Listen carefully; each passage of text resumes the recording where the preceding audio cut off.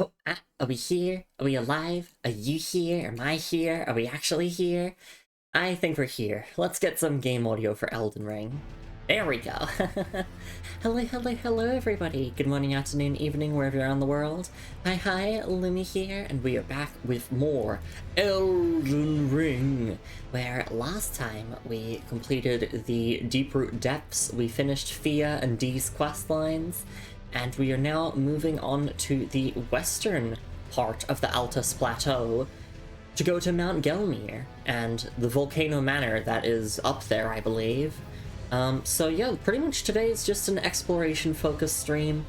We do have a couple of NPC questline things to do up here in Mount Gelmir, but exploration is going to be our first and foremost priority, as we are also trying to beat every single boss in the game, so we're going to need to be very thorough to find all of the dungeons and get all those bosses defeated.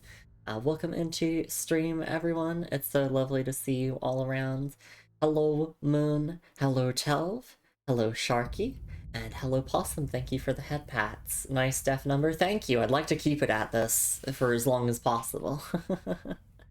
Quick intro for myself, because Telv did redeem that. Hi, I'm Lumi. I'm a Hot Lady Night VTuber. I do playthroughs of RPGs and other games. And we're a very, very lurker-friendly, chill environment. We really like to focus on the games that we play here. We like to stop and smell the roses. And yes, with Elden Ring here, this is a blind, 100% all bosses playthrough, including the DLC. So I do have some spoiler-free guides for NPC questlines just on the side. And I do actually look up a world map, like, off-stream to make sure I didn't miss any bosses. And it's been a lovely time so far. Yes, or get 444 more, exactly. Or, I don't know, we'll have to see how high it gets before the end of the playthrough. I think we have more deaths than we did in Dark Souls 3, but that's primarily because Dark Souls 3 is a game for babies. No, actually, it's because Dark Souls 3 is an incredibly short game. We have been on this save file for over 100 hours across multiple months of streams, and there's also a whole entire DLC to do, so I wouldn't be surprised if, counting both the base game and the DLC, we get to, you know, like 1,000 deaths or something, or 666. We'll just have to see. But yeah, let's boot up our save file and get straight back into things. Oh, also in terms of how I'm doing, I am doing a lot better than yesterday. I still had some fragmented sleep, which is, you know, a bit of a pain. You know, I'd love to just have one big long sleep instead of two long sleeps combined. But no nightmares, my health is good, everything's good, my ability to process information is good today, so I think we're in for a successful stream overall. Oh yes, we're here at Mount Gelmir. And I marked this spot here. I want to go over there. I think the map for Mount Gelmir might be around there somewhere. I do want to get the map for Mount Gelmir as well. So I'm okay with, like, skipping past a couple of things to get that map and then backtrack. We did find Patches. Patches is around here-ish. We're not going to do his questline stuff just yet. Not for any particular reason, just because, like, I want to do things on my NPC spoiler-free questline guide checklist, just in the order that it's written. Just because I'm like that. And it's also easier for me to keep track of what I've done if I do the list in a linear order. So, we're gonna go to, I think, the first Mount Gelmir campsite, and we're gonna head all the way up north.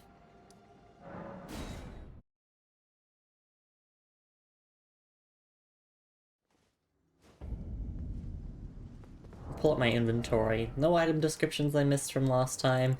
We got a lot of really important items last time, such as the Mending Rune of the Death Prince and all that. We got a bunch of Stone Sword keys as well. This game just gives you so many of them. Which I do know that there are a lot of bosses that require you to use stone sword keys in order to access them, so... all the more reason that we should be incredibly thorough so that we can get all of them. Or as many of them as we can possibly get. But I think the game has more than enough stone sword keys in it to allow you to open everything. Like, there's an excessive number.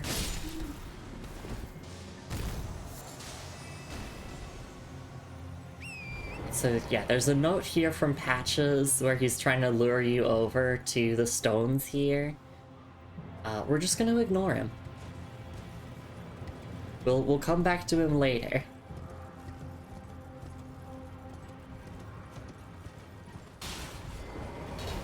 Whoa, that is a grafted scion.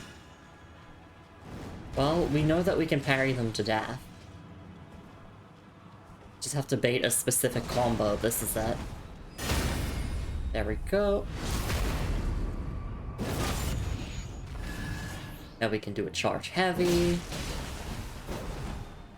And we could just kind of play reckless here and still win.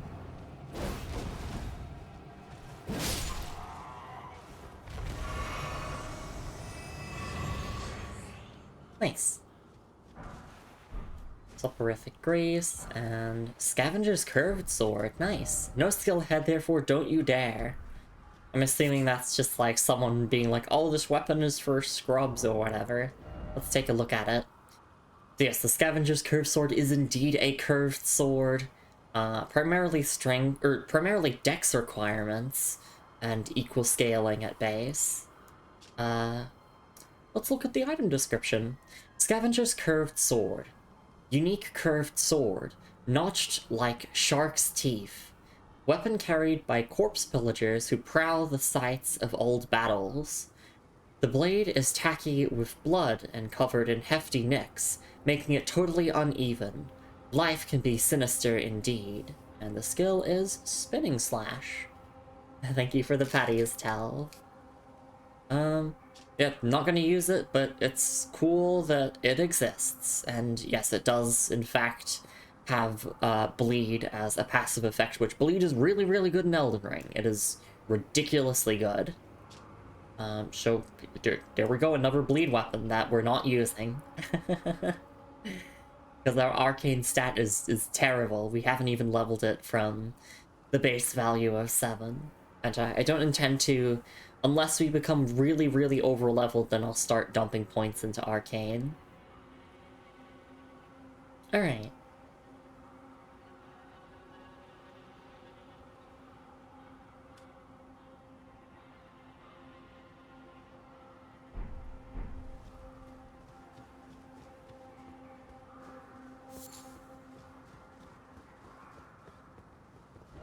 Would this be a something incredible? It's a Miquella's Lily, which those are nice. Yeah, likely fire. There's just smoke rising up here.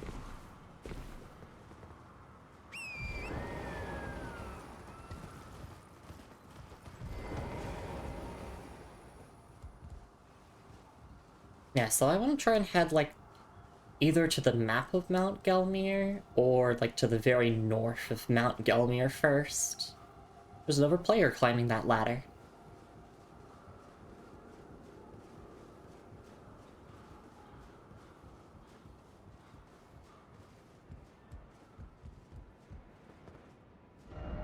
Where am I on the map?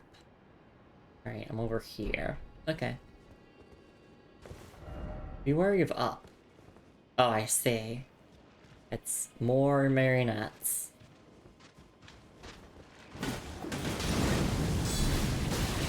Holy.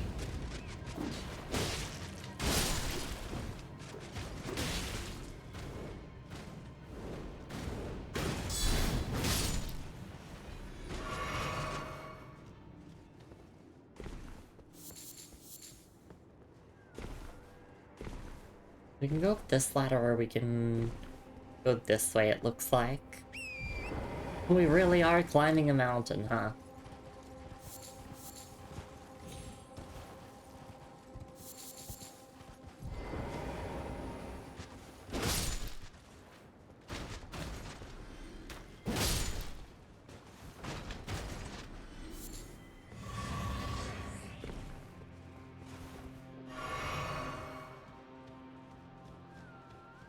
Alright, well that's everything over here, so yeah, I guess it's ladder time. Something Metal Gear Solid. I don't know. Something Snake Eater. Alright, there's multiple ladders.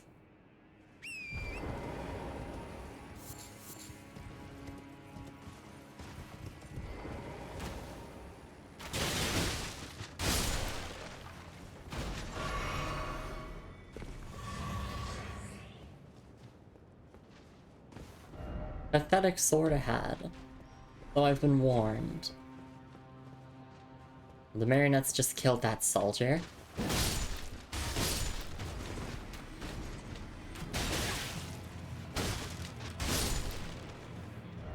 Why is it always taking on all at once? Hero ahead.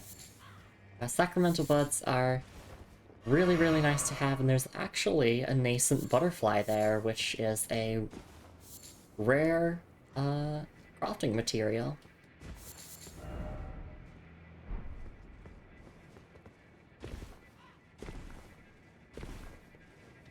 I could just change the stream category to Celeste. What's the difference? It's a trans woman climbing a mountain.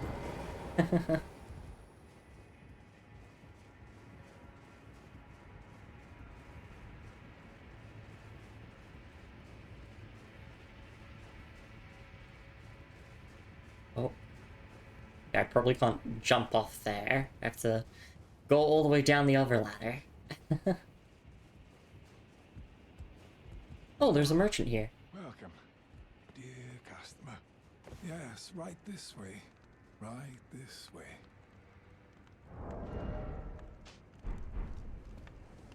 Welcome, valued customer. Come, trade in our wandering emporium. Please, buy something. I'm hungry. I've been hungry so long. Please? Of course, I will buy something. So we have the Confessor gear, we got Guilty Hood, some bolts. We do got a cookbook here, which we'll take a look at. We'll take a look at the item descriptions of the armor set. Nomadic Warriors Cookbook 20. A record of crafting techniques left by roaming nomad warriors. Contains knowledge for surviving in the face of utter scarcity. Acquire the knowledge to craft the following: Volcano Pot and Roped Volcano Pot. So I'm guessing that's just like a direct upgrade to fire pots. So yes, we do want those. Alright. And we'll take a look at these item descriptions. Starting with the Guilty Hood. Horse-hooded cloak of olive brown. The garb of those accused of lesser crimes, indicated by the color of sharpened branches. Okay. And then Confessor Hood. Black hood for blending in with the darkness, worn by church confessors. The churches outside the lands between, dedicated to the teachings of the two fingers, send confessors out to follow the guidance of grace. The confessors are loyal servants to the two fingers, ready to hunt down and quietly dispose of their enemies. Yeah, that sounds like a two fingers moment. So yeah, we do know that obviously, yes, there are places outside of the lands between that exist, and the Golden Order religion does exist outside of the lands between. For example, Goldmask was like... Goldmask is still like a follower of the Golden Order religion, but he came to the lands between, probably to further his studies. Yeah, interesting stuff there. I don't know if Confessor is actually one of the starting classes. I think it is, but maybe I'm misremembering. I do like how this chest piece looks. It's very, very cool. And I'm almost tempted to buy it. It's cheap, I'll get it. Actually, no, I'd rather just have a stone sword key. Professor is a starting class, I see. Welcome in, Alex Speedling. Lovely to see you around. Hope you're doing alright. We're climbing Mount Gelmir after finishing the deeper depths, and wow, like Thea and Dee's questline, holy shit. Like, if Ronnie's questline didn't radicalize me against the Two Fingers already, then, well, that certainly did. Fuck the Golden Order.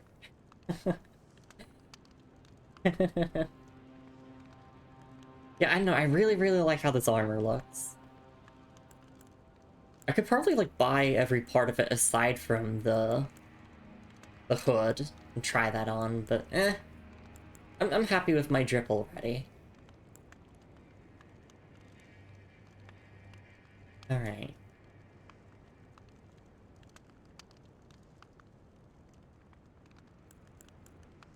So I'm just looking at the item description of this again one more time before I move on.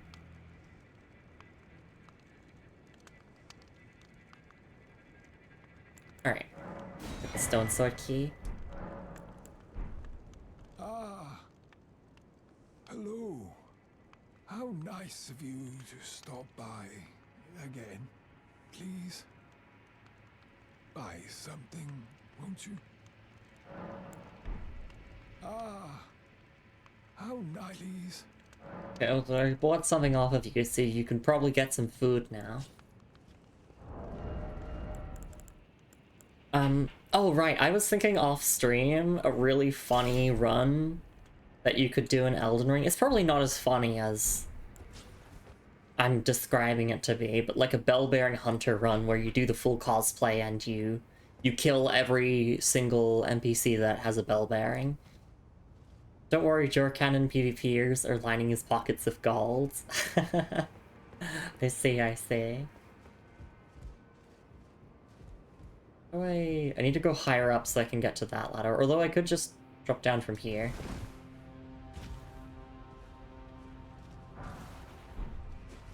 We did see Patches, but not doing his questline stuff yet. I know that he's going to kick me down Mount Gelmir, so we're just saving his stuff for later, before we go into the Volcano Manor. Be wary of too high up.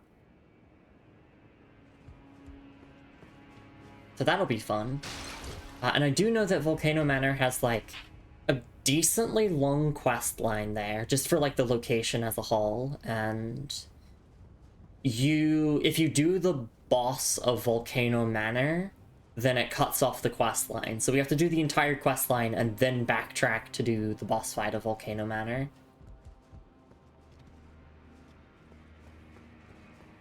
Which, if I remember correctly, Gideon said that Praetor Ricard is in Volcano Manor.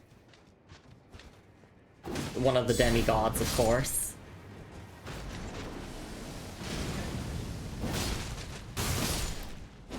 There's gonna be a weird situation where we go through Volcano Manor, but we don't actually finish Volcano Manor until much later. I know that we're gonna meet Dialos there, because he's trying to get revenge on the assassins.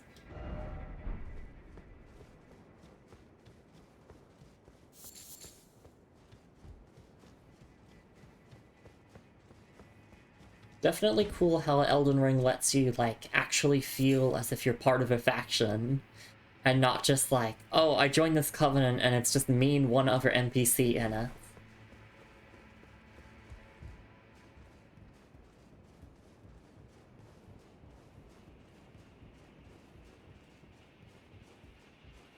Right now we're just kind of heading to the very north of Mount Gelmir.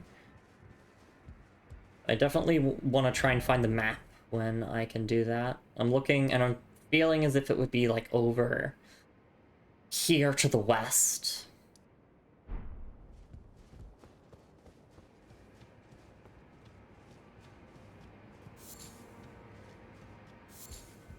Oh, Frenzy Flame.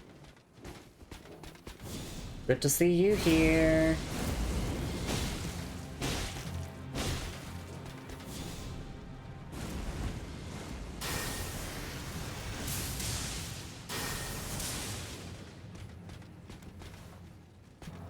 Please swing at me. Oh, well, I mistimed my parry twice. There we go. I'll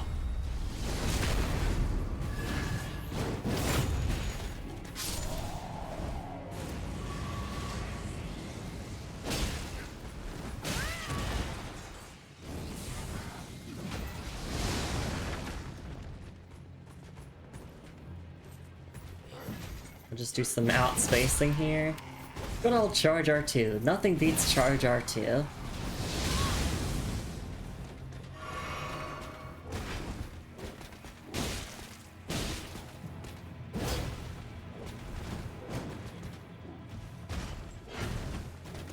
Can I please have my backstab? That would be awesome, thank you.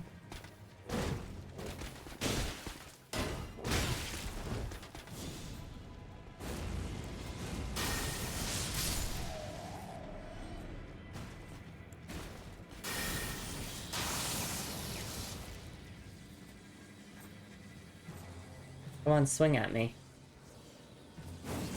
Oh, okay. Fuck you too.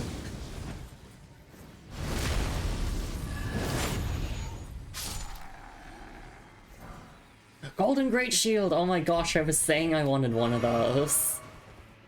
But I'm not really doing the Lane Knight cosplay anymore. Unfortunate timing.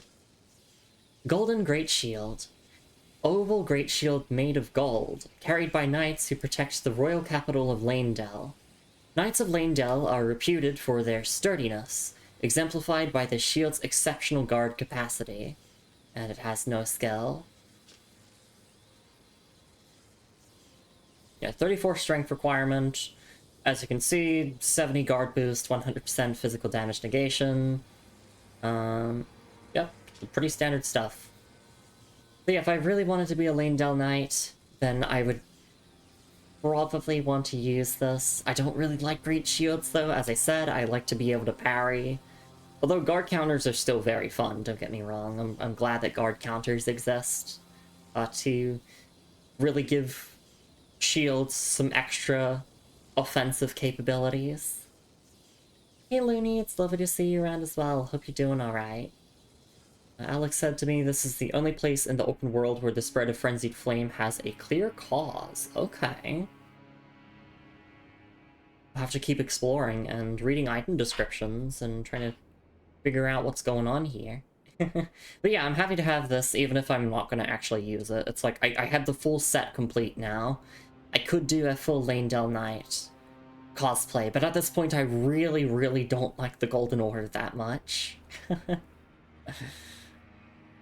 Happy Halloween. Happy Halloween to those who celebrate, yeah. It's currently November 1st here in Australia, because I'm in the future, and we don't really celebrate Halloween. It's not a holiday here. But yes, happy Halloween to those who celebrate regardless, and hope you all get to dress up, and eat some nice food, and hang out with cool people. Meanwhile, I'm here playing Elden Ring, because it's a true horror game. Alright, let's continue on.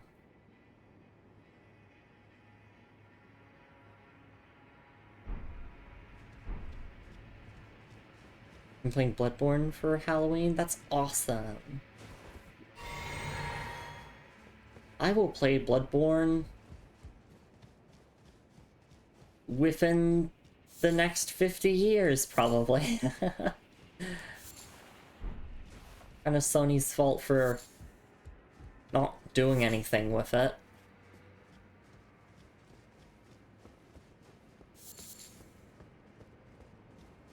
But it's okay, just between you and me. PlayStation 4 emulation has gotten to a really good point where the entire game is playable now at a perfectly stable frame rate. But don't tell Sony I said that.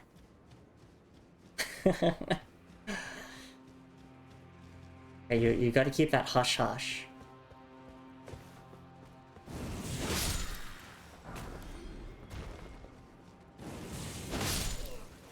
I've never owned any PlayStation device before, so... Oh, lore monument. If only I had a castle. Why is there a castle all the way over here? Oh, is that the volcano? Oh, that's probably the Volcano Manor. Halloween isn't really a holiday in the States either, it's just something you do after usual school/work. I see.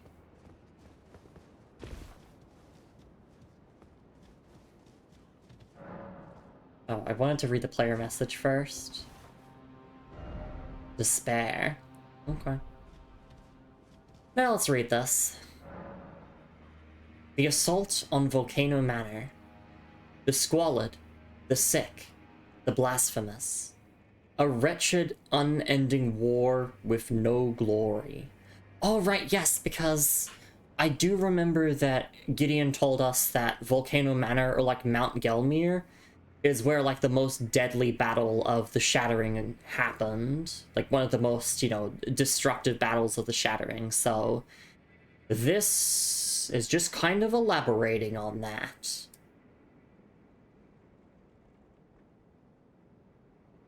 And I'm sure that the details there of the Squalid, Sick, and Blasphemous will come up a bit more later on. But for now, that's all we got.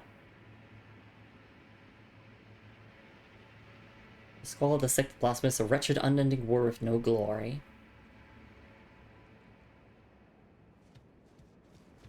And of course, there's some eyes of yellow here. Oh, there's a grace there. Perfect.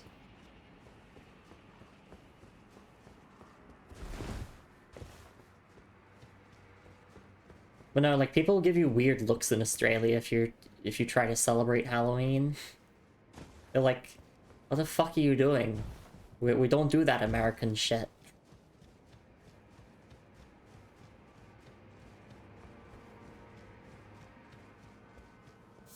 But that isn't to say that, like, no one celebrates it in Australia, or a lot of people do.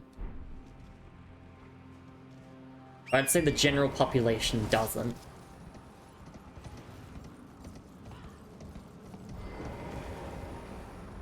Visions of Snake. Oh, because ladder? Or what are you pointing at? Oh, okay, up there.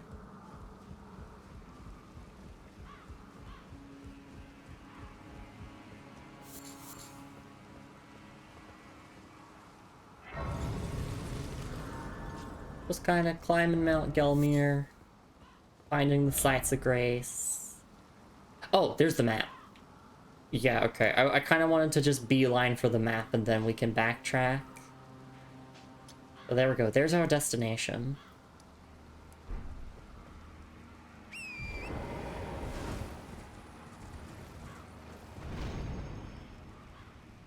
Oh, that is a falling star beast.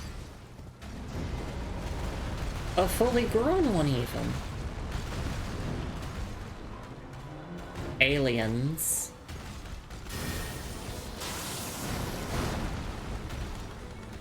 Just gonna electrify armament and let's bonk it. Thank you for the patties, Lumi.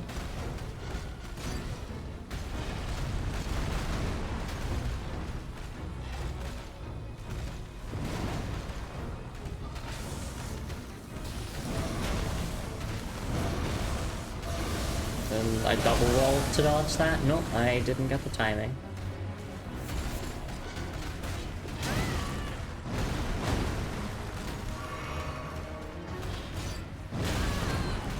Conceptually a very easy boss, but like I just struggle with them sometimes, especially in Night Rain runs. Yeah, not hard, just annoying, exactly.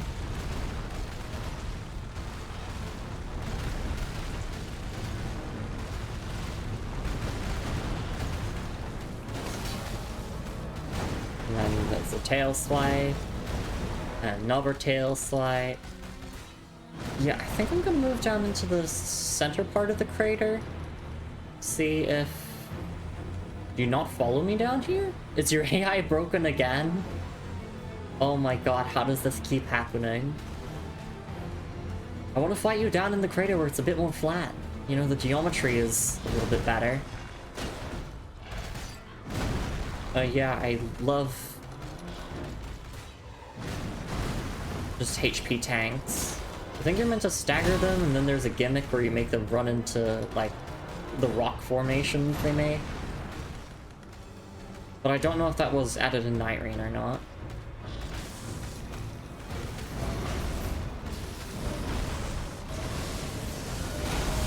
I kind of just spam roll to dodge that final gravity attack. No rock formations here. Okay, so they made it a lot better in Night Rain, is what you're saying.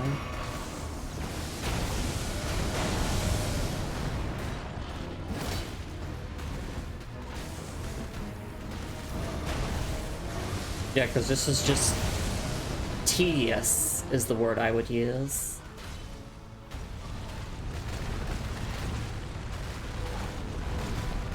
Just fucking sit still for 5 seconds.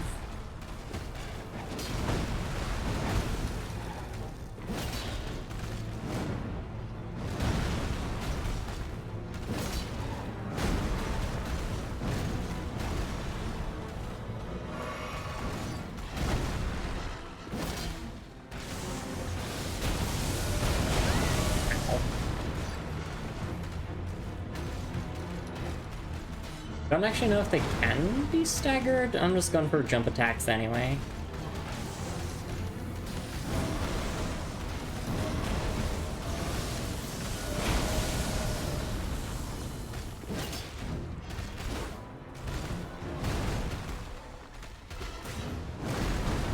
Really nice of From Software to make a boss fight to help Insomniacs get to sleep.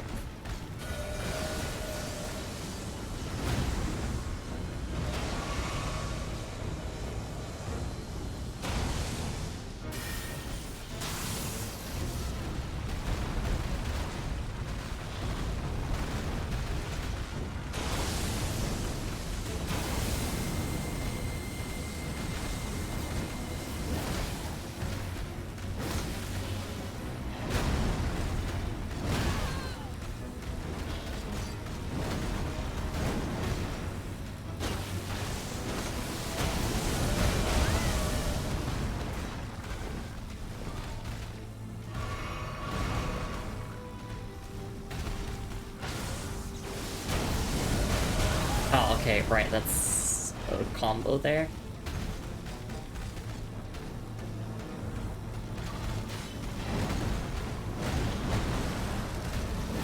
If I can just position well enough, I can get my charge heavies in. Otherwise, good old jump attacks. Nothing beats jump attacks. Oh shoot, command grab! Does that kill? No, it doesn't. But this will.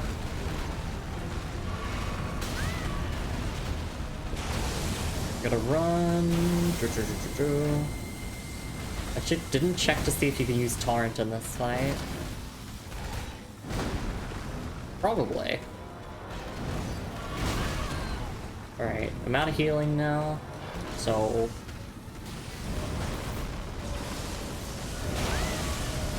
just gotta pray the passive healing is enough, and I should stop getting hit, really. I mean, that's my issue, is I'm getting hit.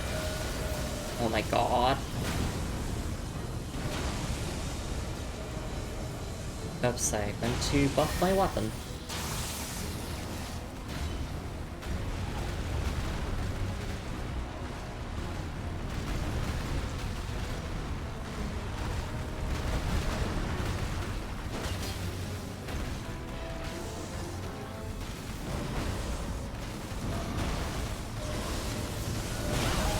Damn it. Oh, I mistimed. I tried to do... oh, what? Okay, that was a hitbox. No more 222 death, unfortunately.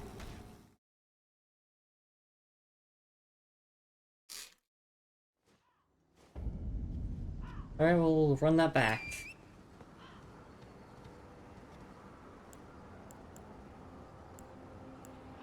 Thinking, I'll just spam Flame Grant Me Strength, I guess.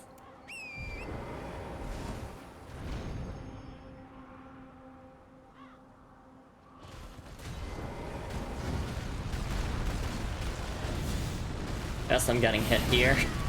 I was greedy. I was like, I really just want to buff right now. I do not have the patience for you. I should also be using Giant Hunt more.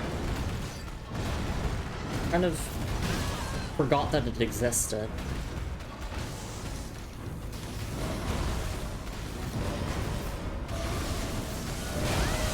I try to like time multiple rolls there just to like dodge the final blast. But that didn't work out.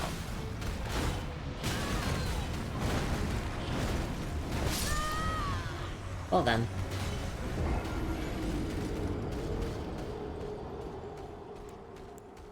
I'll just go back to buffing my weapon with Electrify Armament, since that actually lasts for a decent amount of time.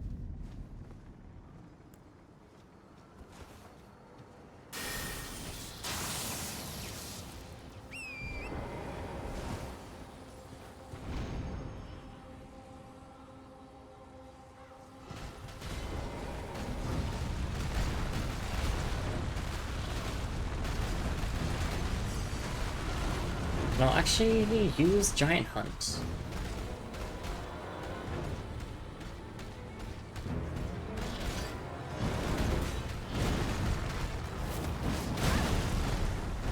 My life is a comedy.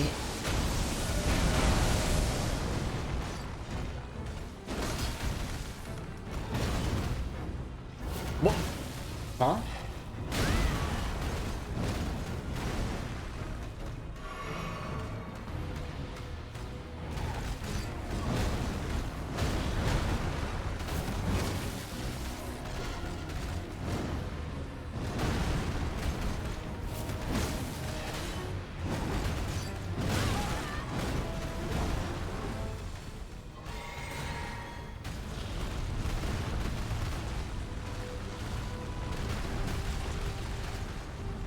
This is the fight of all time. Ugh. This one's not going very high up on the boss's tier list.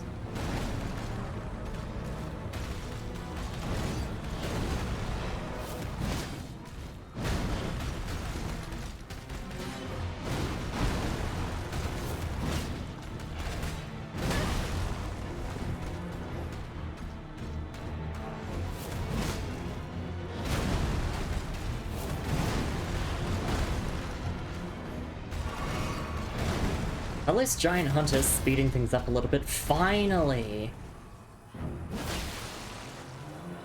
There we go. We just do a charge R2 into an R1 to optimize our damage there a little bit.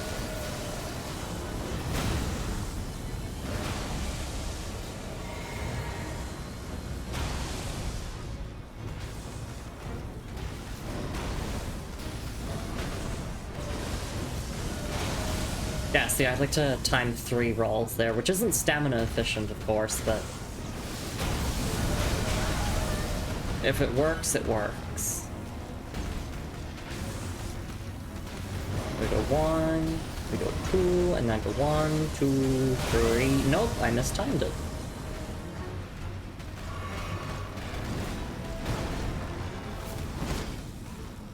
Where would I be without you, Giant Hunt?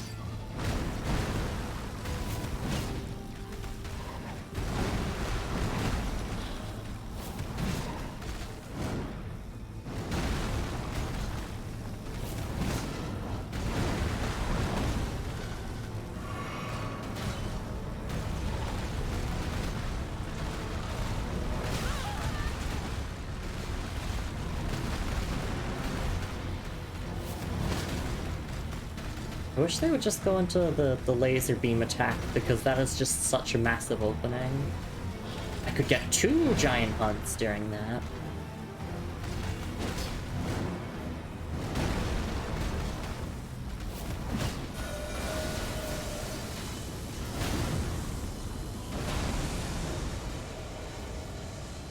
Also, that's a really cool attack. I will say, like, aesthetically and everything, the boss is great.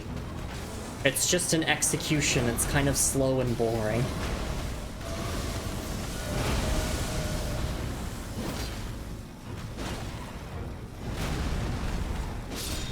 There we go, okay.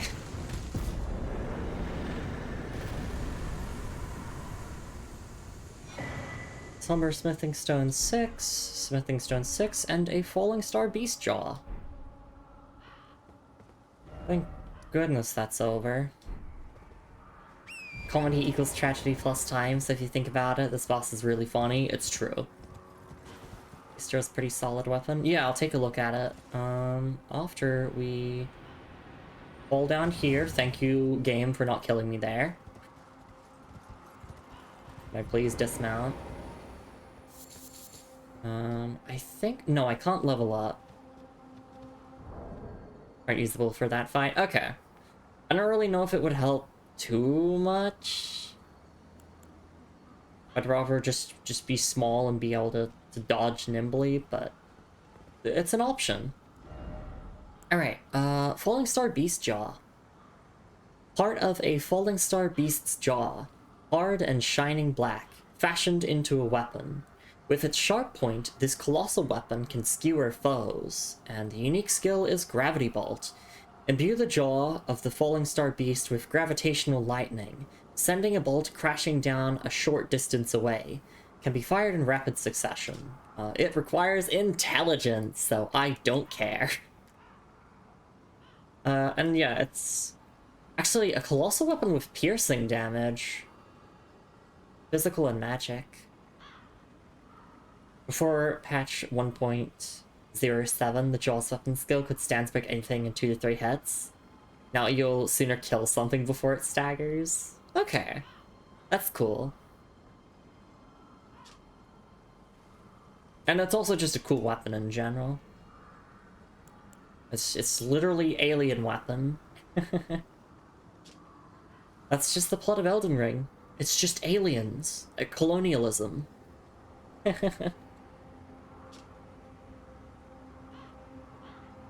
Alright.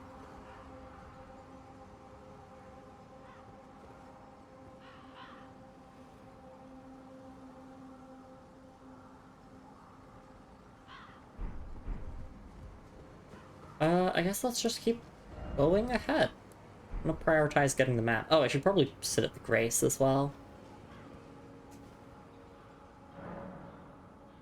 Can't level up just yet, but we are level 124, so in other words, I'd say we're very over-leveled. Moon says, since I'm around the same point you are, I'm wondering if the creature that became the Elden Ring is really busted up Fallen Star Beast or something similar. Potentially? Because it does mention that, yes, the Greater Will did send down a golden star that became a beast, which became the Elden Ring, so... Yeah, potentially. Imagine stepping into the final boss arena and it's just literally one of those, but they're recolored to be golden. That would be the biggest slap in the face. There's a lot of bloodstains here, understandably so. What does this player say? I can't take this. Yeah. One of the boss fights of all time. Yeah, there's Volcano Manor. There's a scarab trail here. Oh yeah, this is safe to drop down.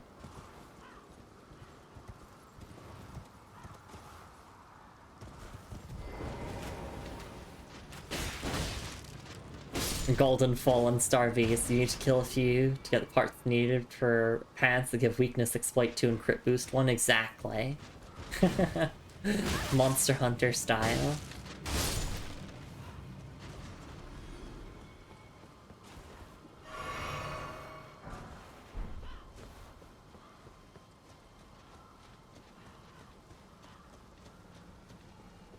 I hear some, yeah, marionettes around here.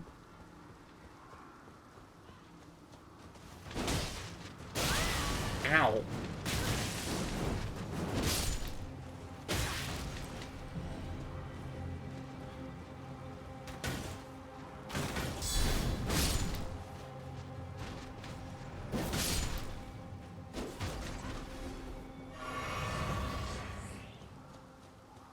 Oh, and there's a golden seed. Awesome. A lot of goodies around here. Just trying to find a way down that's quite safe. Hi there, friend. Bye there, friend.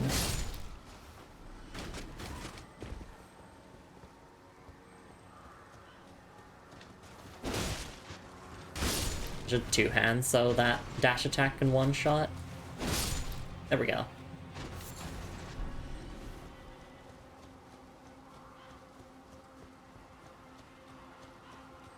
It's nice to be above ground after multiple streams of being on the underground map.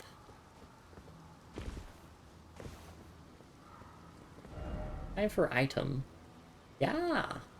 It's down there! Just step over there and take a closer look.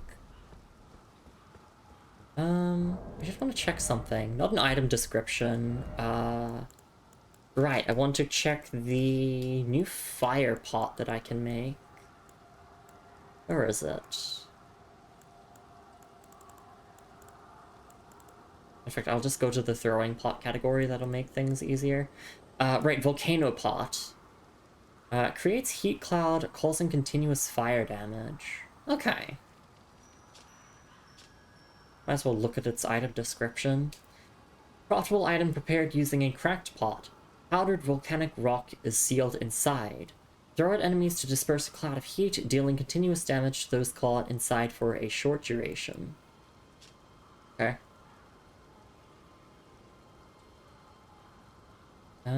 Wait, what am I using my ritual pots for at the moment? Oh, right, yeah, Rot Pot and Cursed Blood Pot. I'm just gonna equip these and use them, because I would like to use the red main fire pot. Actually, well, not in this area, since everything is, like, you know, kind of fire-related. But just in general. Oh, God. I'm not gonna catch up to it here, so I'm just gonna find a spot to sit around at and wait. Oh, and I can use the Flame of Frenzy.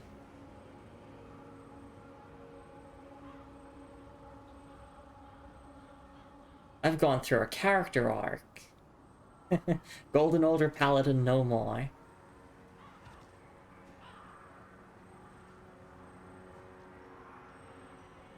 Even though I still will use Ordovis's Greatsword as soon as we get it.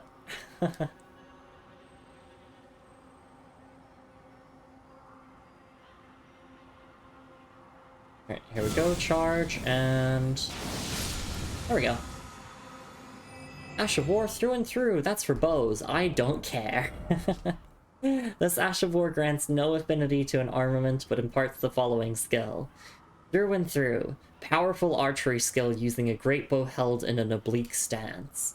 Ready the great bow, then twist the bowstring to fire a mighty great arrow that can penetrate through enemies. Usable on great bows. But there we go, that's something that the Flame of Frenzy is useful for. For me. Is just catching scarabs. Right here, and then try slashing head required a hit.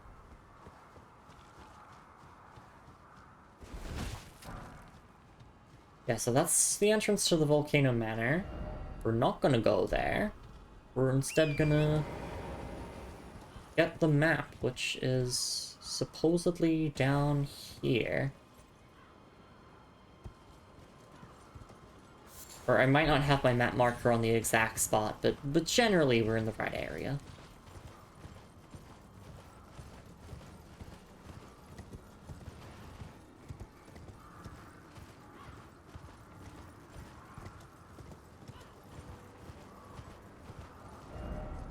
Look carefully for credit. Yeah, I see one of those fucking hands. I thought I'd never have to see them again. How wrong I was.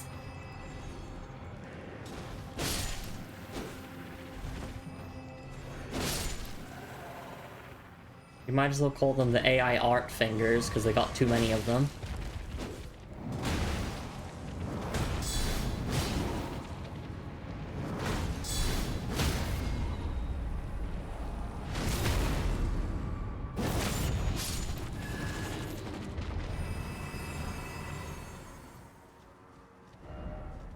Where are your fingers, exactly? Oh yeah, there's one there. Whoop.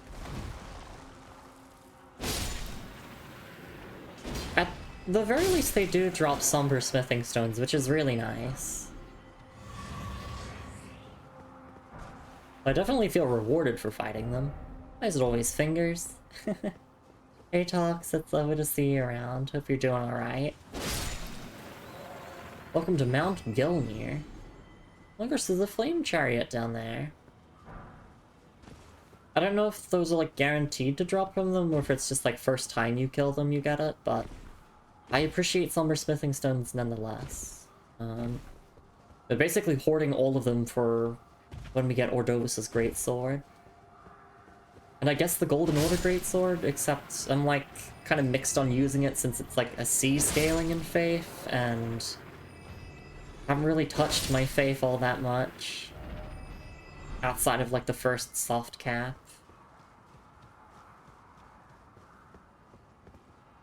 Yeah, there's the map down there. Let's see if I can get the remaining enemies in this area. If there are any that I've missed.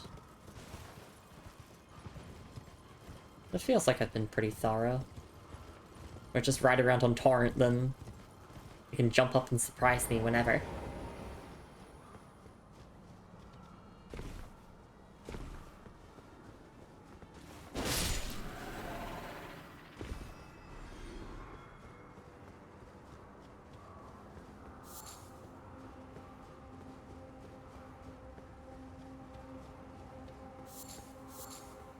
Right, also, I need to remind myself to just use my throwing pots. Or specifically ritual pots, because I don't want to have to just waste them. But look, cursed blood pot, go! That's... Surely, yeah, look, oh my gosh. It's really helping. There we go, I used up all my ritual pots. Now I can actually make other things with them. I mean, okay, the rot did help a little bit there.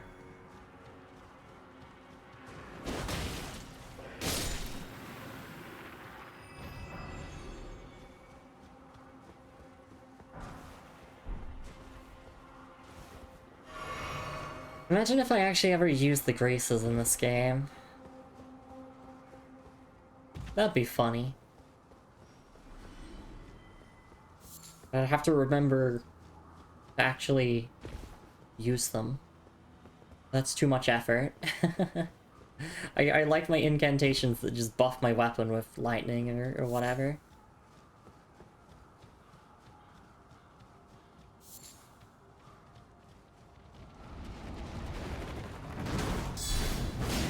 A guard counter is my solution to these enemies. Of course, I know that if you hit them with fire, they also become quite vulnerable. The guard counter gets the job done. Map of Mount Gelmir, finally. And we can get the grace here. Oh, after talking to this ghost.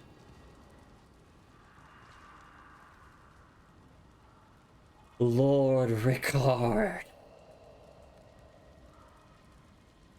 If this putrid field of death is what your blasphemy would bring, then I can no longer abide. No one can.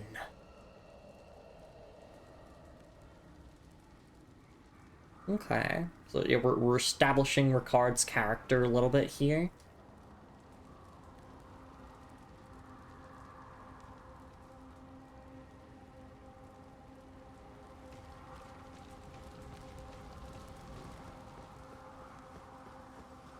But I don't think we'll actually get to fight Ricard until we're all the way done with the Volcano Manor questline.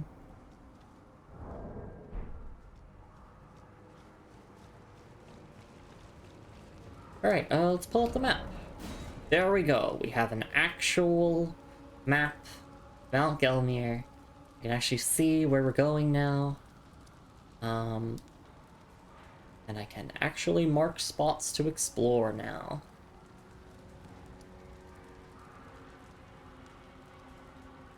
Oh, that looks like a minor Erd tree there, potentially. Mark that as well. I don't think I have enough gold and seeds for a flask upgrade, but let me double check. Nope, I do not.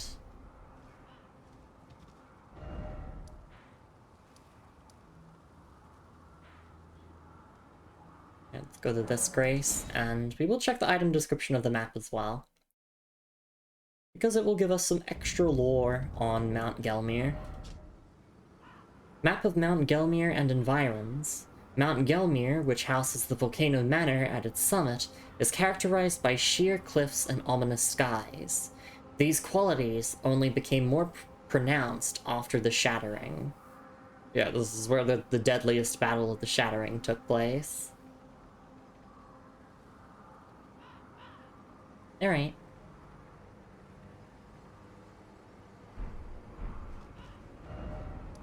Actually, I do want to take a stretch and hydrate break here. It has been an hour stream, and I do want to have a quick bathroom break. And then we can explore all the way up here. And I think we're gonna find Alexander around, like, this fire swamp here. Which is actually the first thing that's mentioned on my to-do list for NPC questlines. There's also, like, a castle here we can explore. There's, like, a village here, village there. A bunch of ruins and whatnot, so yeah, lots and lots to explore. I'm glad we're filling out the map. We're just kind of missing this entire region over here. Like in Lanedell. It's really impressive just how much we've explored. Anyway, I'm gonna go have that break.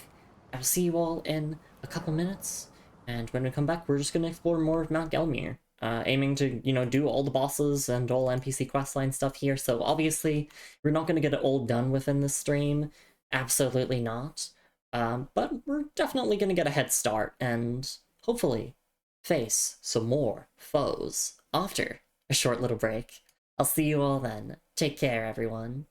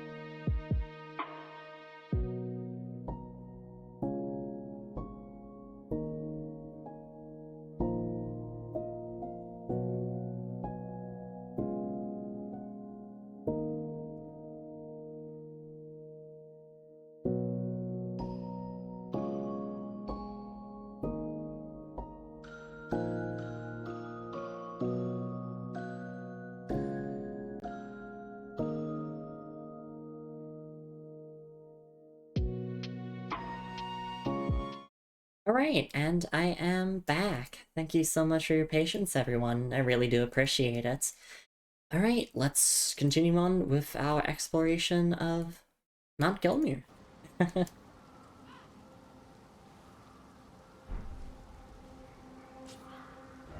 So, yes, I want to try head up this way. That's going to be a bit confusing with two different markers on my map, because, like, there's also this presumably minor Erd tree that I want to check out. Maybe let's just go to this first, since... Oh wait, it's all the way down there. Never mind. Let's go all the way up there first. Welcome back, thank you.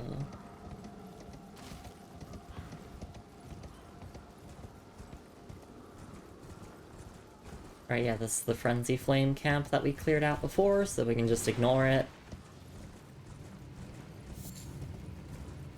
Some demi-humans.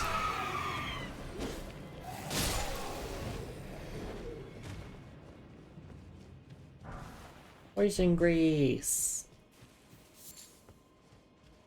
I'm not poisoning anything with my arcane stat.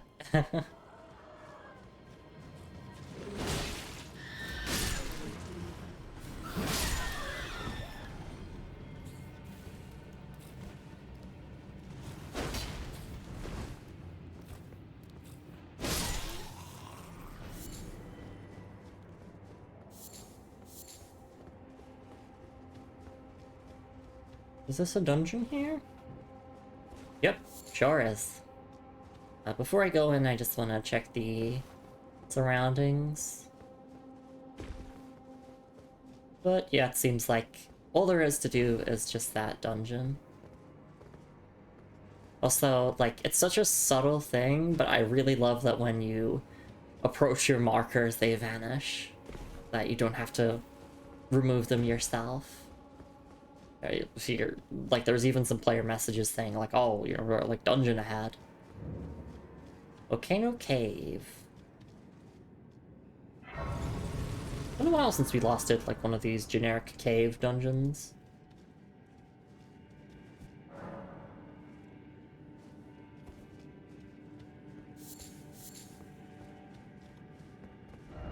First off, right. How about first off, kill everything?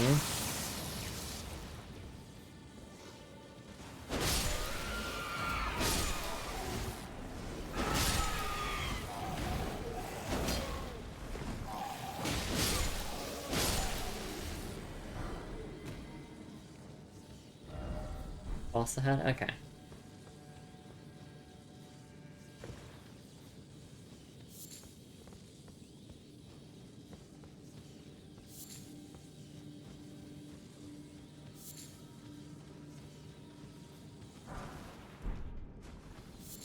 Why is it always weak foe?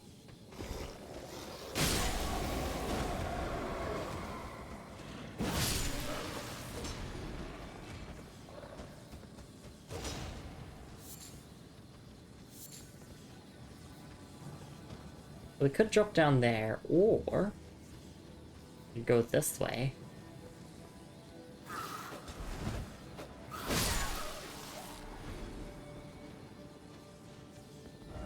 Shield ahead, I've been told. Group ahead.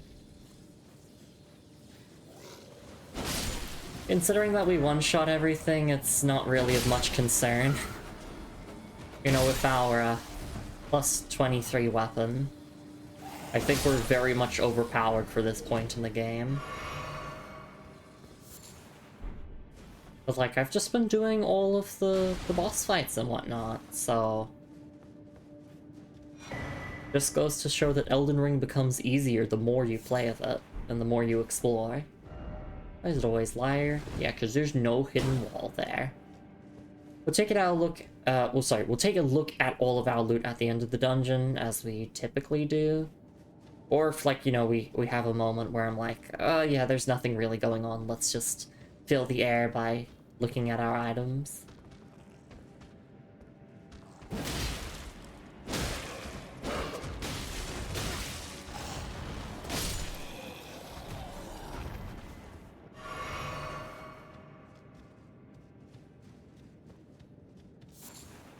Lump of flesh, huh? No secret head. Decoy ahead. Eh. Oh, remember weapon durability? Remember when that was a thing? I do.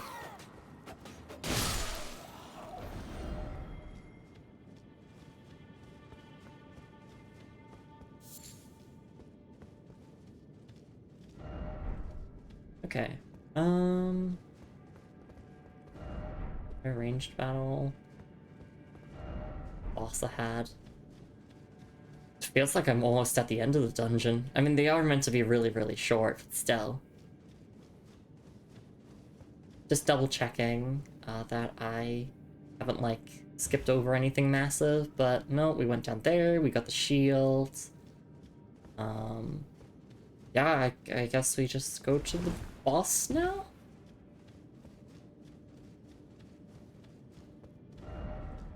Which would be this way.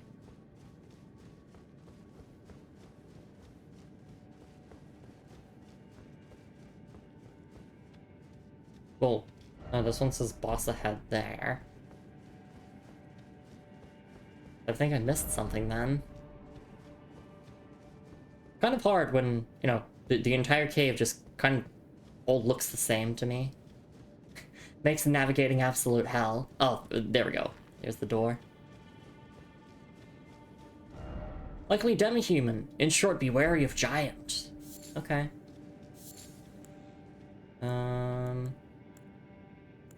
Oh, thank you so much for the raidware, Jess. I really do appreciate it. Hang on, we're just about to go into a boss arena, so it's the perfect time to quickly stop and do those shoutouts. I hope you had a wonderful time with your stream of Crow Country. Heck yeah! A banger indie game. There's the shoutouts for Werejess, which I can't believe I'm not following you already. Let me go fix that. Sometimes I'm following people on, like, social media, but not on Twitch. That's not because I don't want to, it's because I'm forgetful. But yes, if you're not following Werejess already, please go check her out. With the follow button at the top of chat and also the link in chat, does a bunch of variety games and going through Crow Country, I'm assuming, for Halloween. Thank you so much for being here, and thank you so much for trusting your community with me. If you got a raid and run, that is totally understandable. If you got a raid and lurk, understandable as well. I know it's getting late in a lot of time zones, so please do take care of yourself first and foremost. But if you are planning on sticking around, hi, I'm Lumi. I'm a Hot Lady Night VTuber. I do playthroughs of RPGs and story-driven games, and I like to dabble in a bunch of other genres as well. And we are here with a first-time 100% blind playthrough, including the DLC, all bosses, of Elden Ring. Happens all the time, but yeah, Crow Country, wonderful game. Yeah, I absolutely need to play it myself sometime. I've watched friends play it, but I gotta get around to doing it sometime myself. Which boss are we fighting? We are in the Volcano Cave at the moment, which is a mini dungeon, and we just fought a bunch of demi-humans, so I'm assuming the boss is gonna be a demi-human queen. As the player messages around here sort of indicated. Didn't expect weak foe, boss ahead, and all that. Likely demi-human and short, be wary of giant. We're currently here in Mount Gelmir, as the stream title makes it pretty obvious. We just picked up the map of Mount Gelmir, and we're basically exploring and getting all of the bosses and whatnot before we head to the Volcano Manor, which is going to have a massive quest line there, from what I understand, with a lot of different characters involved and a lot of steps. Boss ahead at Foggate. Why didn't that get more appraisals? Oh, honestly. Back in my day, when you went up to a fog gate, you weren't sure whether it was going to be a boss or not. Now these days, it's always a boss. There's no surprise. Love Volcano Manor. We were not going to be getting to Volcano Manor this stream, but sometime next week. Oh my god. Demi-human Queen Margaret. That's the character everyone talks about, right? Margaret? I'm joking.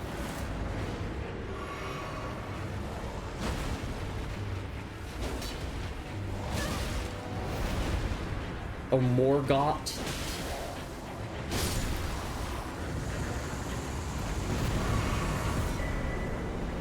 There we go, jar cannon.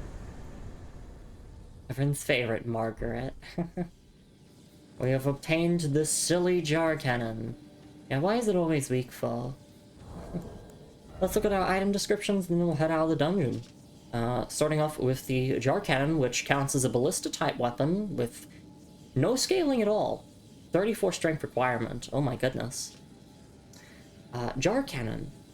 Jar cannon, which uses explosives to fire great bolts. Deals great damage but is slow to reload. Experimental firearm brought to the assault on Volcano Manor, where it was discovered that no one knew how to use it. That's really funny. And the skill is Kick, which, shoutouts to Kick. An absolute classic. I really like that item description, that's funny. And then coil shields. Armament designed for gladiatorial combat. Rises above its peers as a particularly showy specimen. The sculpted bronze snake is a poisonous breed, boosting the wielder's resistance to poison. And the unique skill is Viper Bite. Give the shield a quick shake to temporarily bring the bronze viper to life, inciting it to lash out and bite foes. And this is a small shield. It does cause poison buildup. The more you know.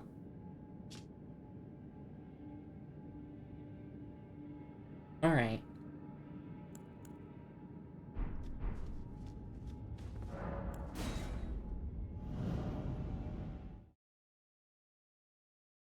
That's that dungeon done.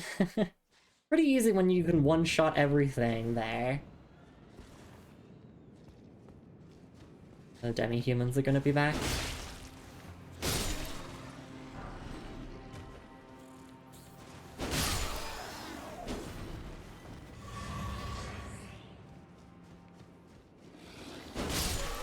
Alright, I think we should make our next destination that minor Erd tree. It kind of looks like a minor Erd tree, and I would assume it is.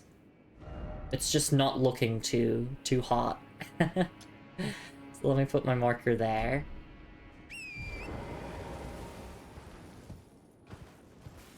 And it's a lot more below us, so we need to actually go down the mountain a little bit.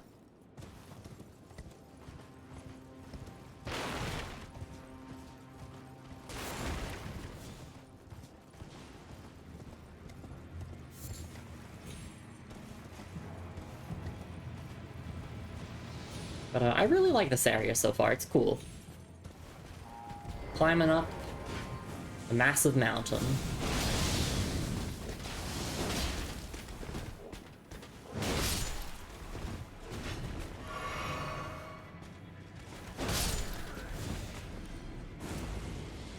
I was thinking of just running away from these enemies, but fuck it. Oh wait, I have Giant Hunt. Yeah, I can just do this.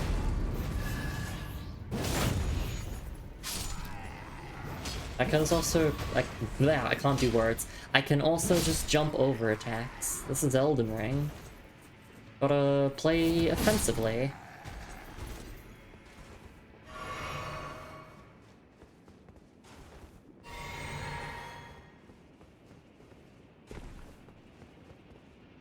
Alright. So yeah, we want to go all the way down there. How do we get down there, though? Probably from somewhere. Yeah, that's a good start, Lumi. Probably from somewhere. That's how you get to your destination. Maybe we have to go like from here? Yeah, like from this village and then go all the way around there. I could be overcomplicating it though. First off, castle. Okay. Yeah, so it's, I guess you just go around to get there. Been around here. Been up around here. I guess let's just explore this here then.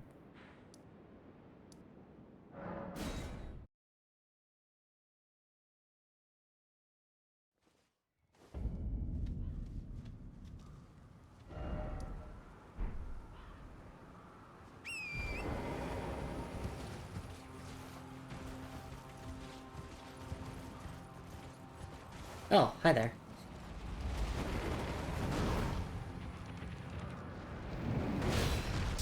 everyone's favorite enemy. It's my favorite enemy. Sarcasm, of course.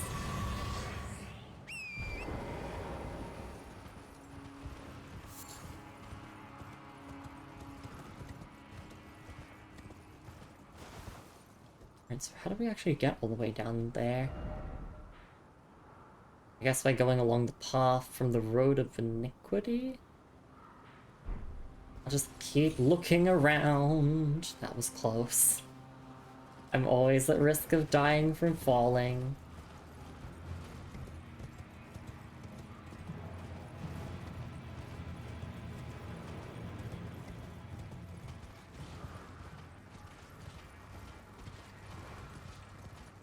Oh, there's a summoning thing here.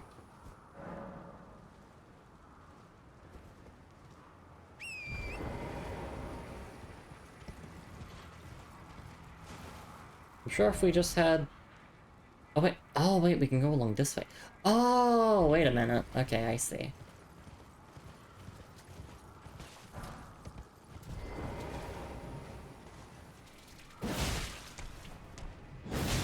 It's a worm face. I love Deathblight.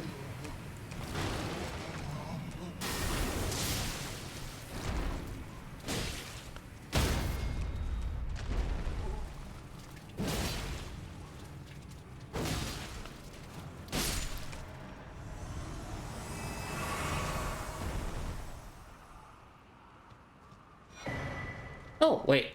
Oh, okay. Thanks for the larval tier.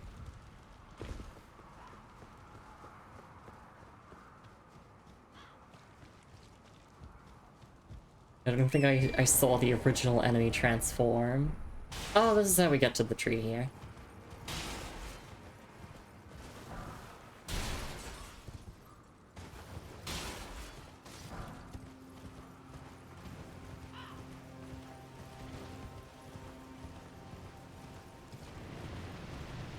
Oh. Oh, it's future tree spirit or whatever they're called. Oh no, it's just the regular version. The ulcerated tree spirit.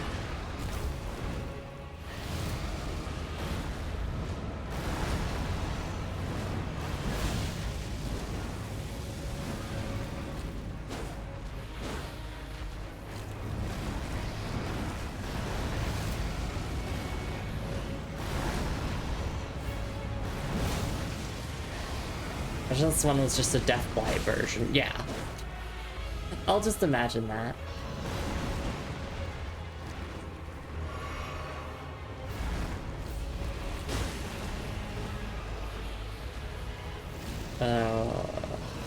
Thought I was gonna go into phase 2, but it's a little bit too early for that.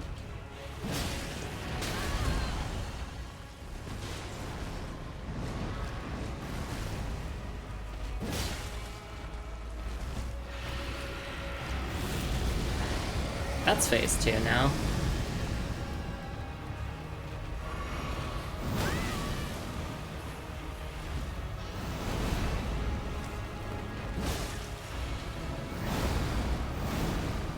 Or well, when the music shifts.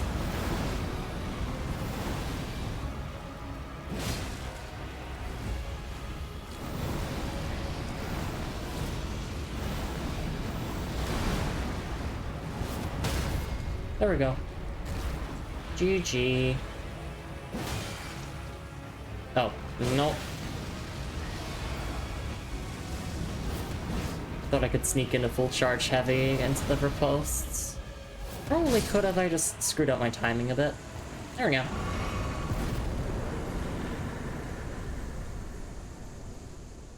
What cracked tiers are we getting this time? Lead and Hard tier and Cerulean Hidden tier. Trio tree. Hold ruin. Why is it always weak though?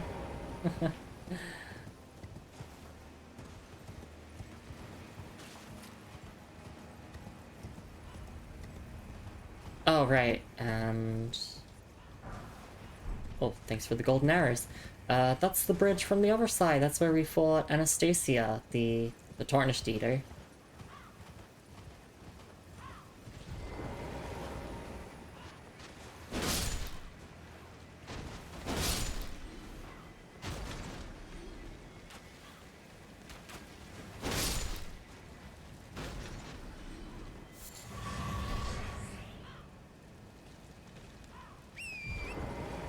Alright, that's out of the way. Still want to go to my original destination of that castle. Can I get a level up? Not yet. Probably need to kill a couple more enemies or just another boss. Oh, so I need to unequip these. There we go.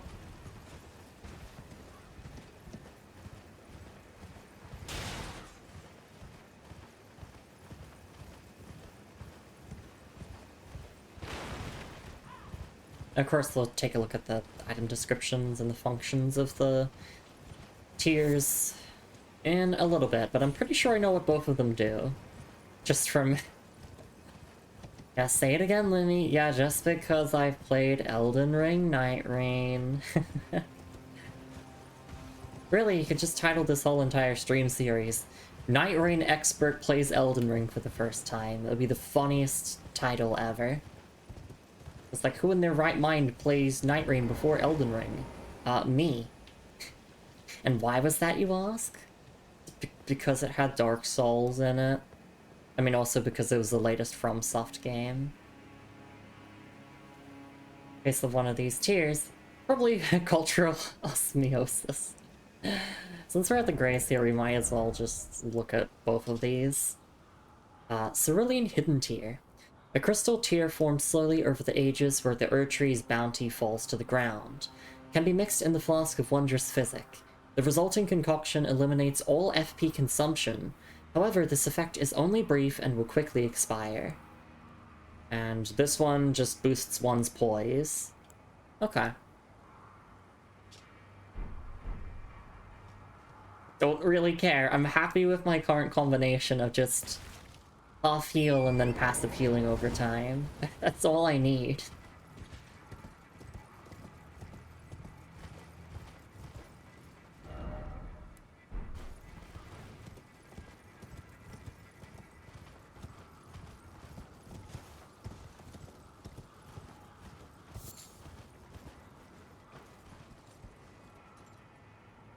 I use Cerulean Tier and Azure Comet a good bit. Yeah, I can imagine that would be pretty nice for like a spellcaster to get like a couple of more expensive spells off at the start of a battle. Or like summoning a Spirit Ash that costs a bit of FP just to save on that. Because I'll be honest, I do actually forget to use my Flask of Wondrous Physic unless I run out of my regular flasks. So, you know, like, drinking it at the start of a fight, or, like, before going into a boss arena to, like, quickly summon something, or, like, cost one spell. It's not, like, the worst thing in the world. How do I... Okay, do I have to go through the Volcano Manor a little bit, or can I go around? I'm gonna try and do that. I'm gonna see if I can go around to the village here. Because I assume that you would progress, like, around clockwise? Or, no, counterclockwise, sorry. I guess we'll go clockwise around here. No, but that just leads to a dead end, does it not? No, it doesn't if I keep heading down. Sorry, that the elevation really fucks with me here. Because I can look at something on the map and I'm like, oh, that's right next to me, and then I actually go there and it's like, no. There's like a massive fall between me and that section there. Comes the player to summon Spirit Ashes whose FP costs higher than the player's max FP. Okay, I'm interested. Well, actually, no. I would have been interested if I obtained that, like, 50 hours ago. Because I have the Mimic tier now, and it's like, well, that just costs HP, and that just summons a second Lumi. Yeah, if you didn't have the Mimic tier, exactly. You read my mind. Why would I use it when I have the fucking Mimic tier? My Mimic can just spam Lightning Spears and Giant Hunt and it'll be fine.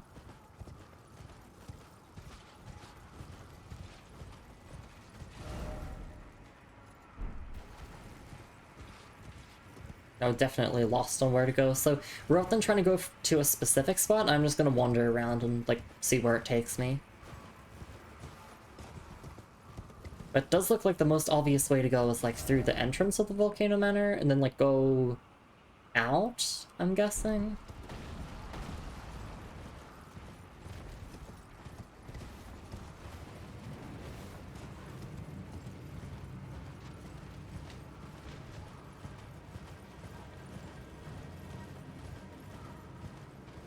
So I'll just head this way and see where it takes me.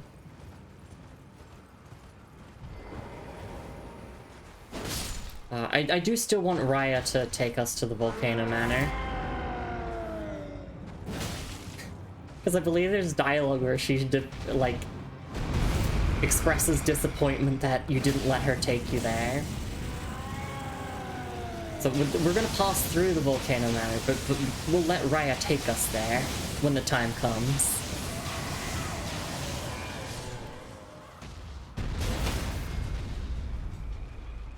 You know, because I'm kind like that.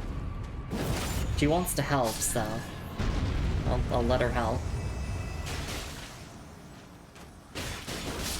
There's a dev message over here? Or, I guess it's not a dev message per se, it could just be from, like, another NPC.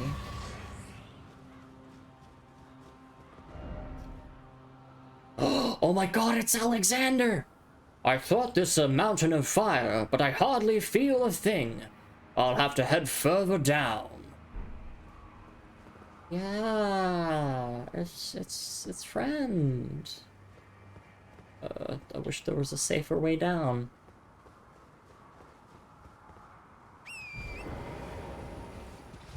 My questline guide did not mention that message. Well, because it's not required for the questline, it's just like... It'd be cool if it mentioned that interaction, though. Because I like seeing messages from the characters. Like when Iggy wrote fake message as Blythe.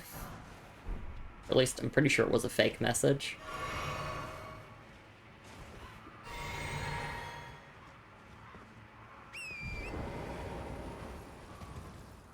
I miss Blythe. I miss Iggy.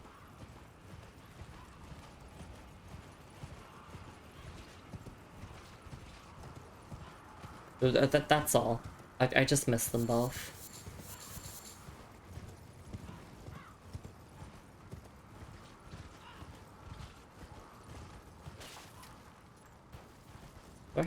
Do I have to go into the Volcano Manor to make it around here?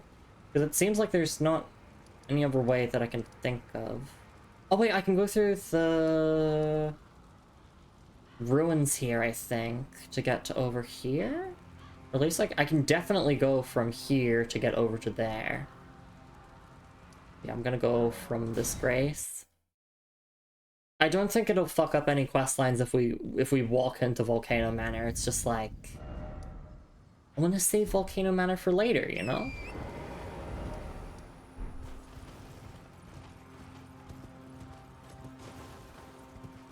This is just a Mount Gelmir stream. Yes, either we can go here from the Wyndham Catacombs, or we can go around here to where, like, Patches is, and then go from there, I think.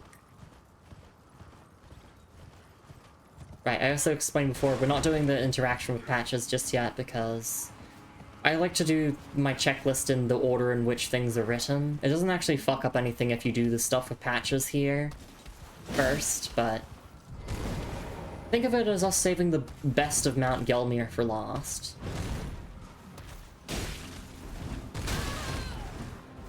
Because, you know, it's kind of a Saul's tradition to get kicked by Patches off a cliff.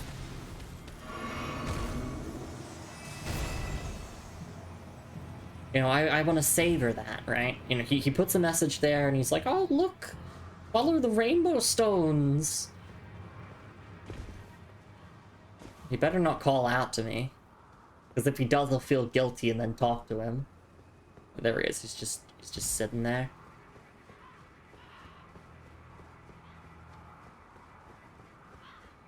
I don't want to accidentally trigger any cutscene either. Did it just kick you all the way down there?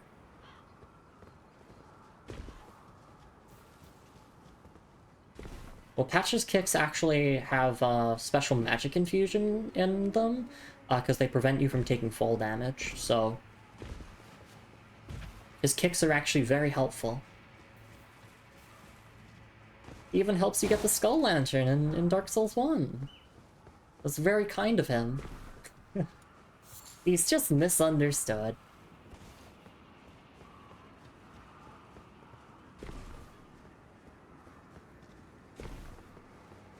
I'm glad that he's a recurring character.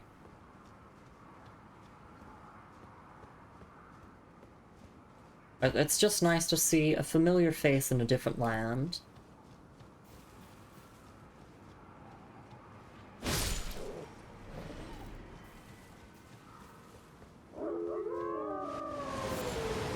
Oh no, it's the tornado of wolves.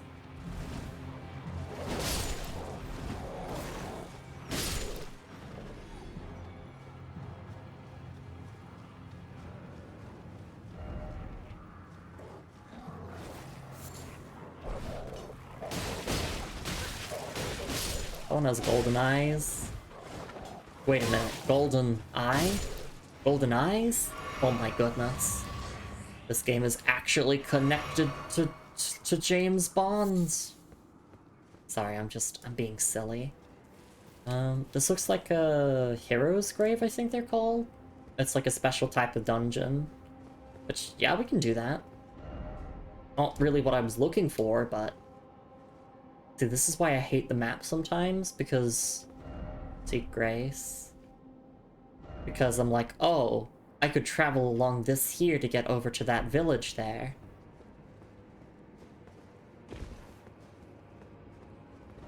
And expect bridge. There is none.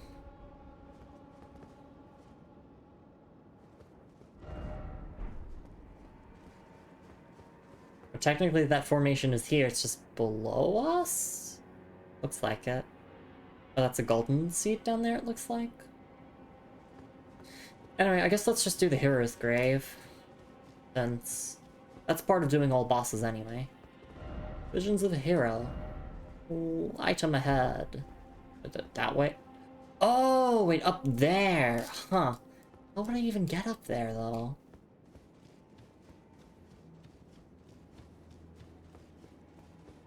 Oh, from across the village.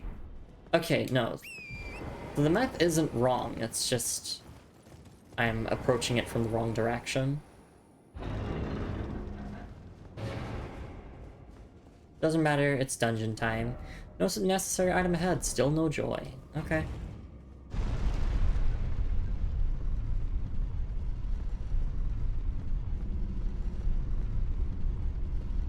The Knight's Greatsword's so great. And yet no necessary item.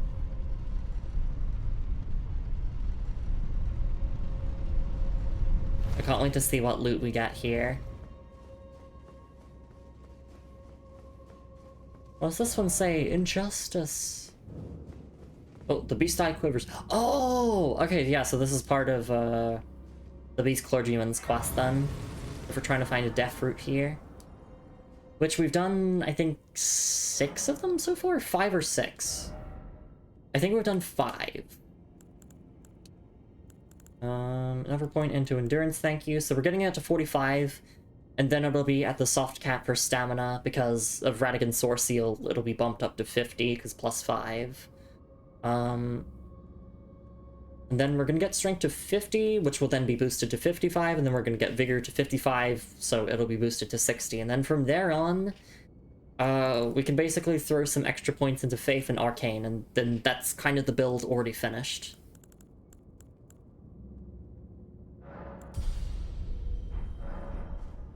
It's nice not having to think about my levels too hard. I can't take this. Oh, I can't take this. Try down. I'm not gonna read the player messages over here. I'm just gonna guess that it's a hidden wall, but it's not. What do you want Arcane for? Just because the Nagakiba. Like, I am not getting any bleed procs. When I do get it, it's normally on the final hit that would have killed the enemy anyway. But, yeah. My main two weapons are just Greatsword and Nagakiba, which the Nagakiba is greatly falling behind. Just because I'm kind of having to split my upgrade resources and I'm prioritizing the Knight's Greatsword. Yeah, I would like my bleed to, and like status build up to not be shit.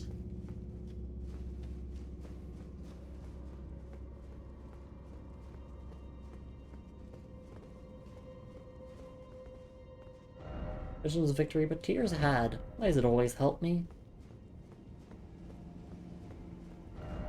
No hidden path ahead. Always have to check. Just, you know, like that reverse psychology. I don't like this. Okay, I'm gonna run here and then run to the side. Oh, skeletons! Oh my gosh. Have fun with this one, thank you. Holy shit! Oh, yeah, I see the problem. I see the issue. I got some chariots here. What the fuck am I meant to do?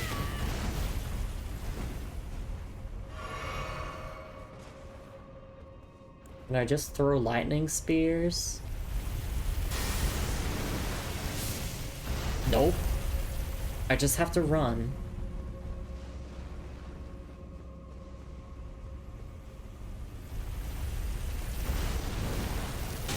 Oh my god.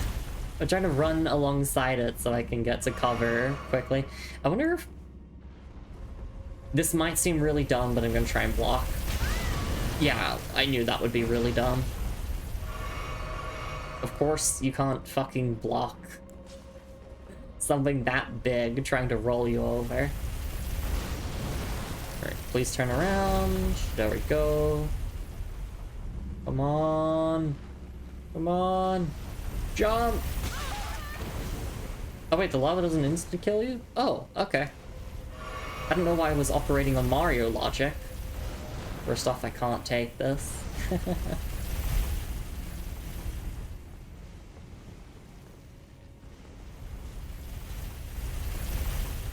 Such horseshit. You don't get a head start. Yeah. There's also the strategy of like jumping onto the lava, like using some fire resist gear to potentially just run along the lava for as long as you can. Yeah, that's a very beautiful flower.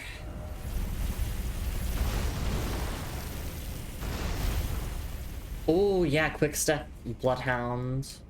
Step on like the lava, that's also an option.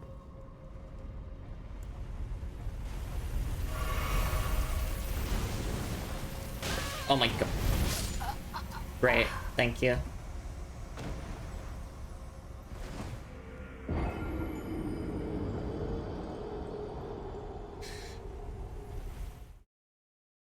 Alright. I don't know what else to say to that. I'm not like raging or anything, I'm just like, okay, this is going to be the primary challenge of this dungeon, is just surviving this. The boss fight's probably gonna be like generic Lane Soldier 562. And it'll be a pushover.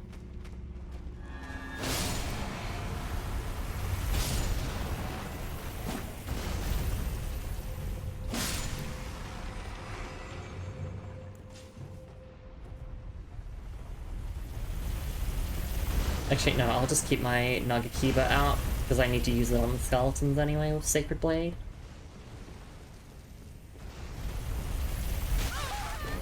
Ow. If you want a bestial build without making main story progress, you have to clear this dungeon. Ugh. I see that Blythe cosplayer over there. I think doing the full Blythe cosplay kind of creeps me out a little bit, like wearing the wolf mask and everything.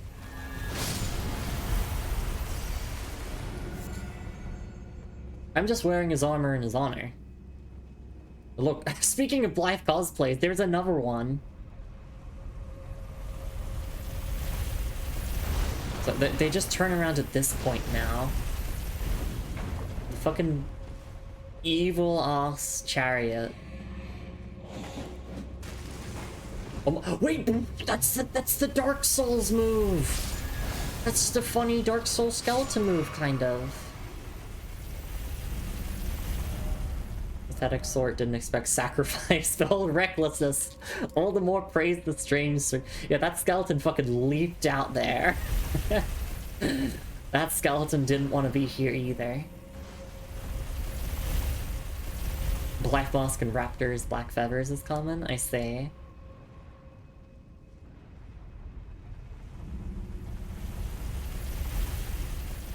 Praise the skeleton.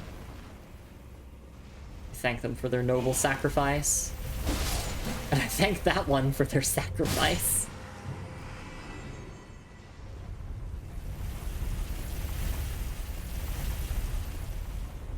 Okay, I'd say this gets a little bit easier once, like, you get through the initial part. Because it does feel like you have a decently generous time to make it to each of the little checkpoints.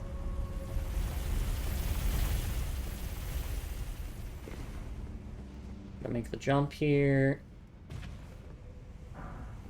And we're done here. Although, you know me, I have to check every single part of the dungeon. There's a little bit down there, so I'm probably gonna die here. No, I'm fine.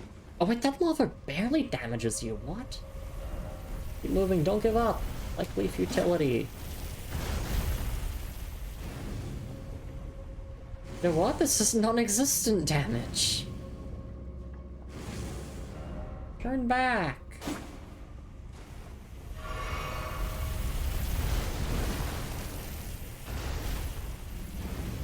This isn't lava.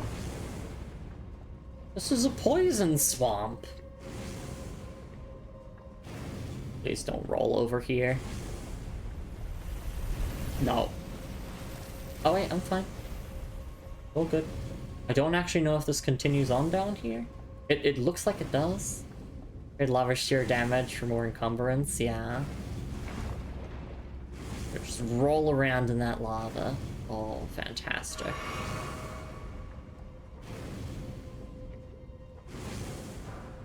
Looks like there's a drop down here? Right here. I want to, but also, like, I hate committing to a path because I'm like, oh, I'm gonna have to backtrack at some point. No, fuck it. Let's just drop down there. Where does this take us? Here!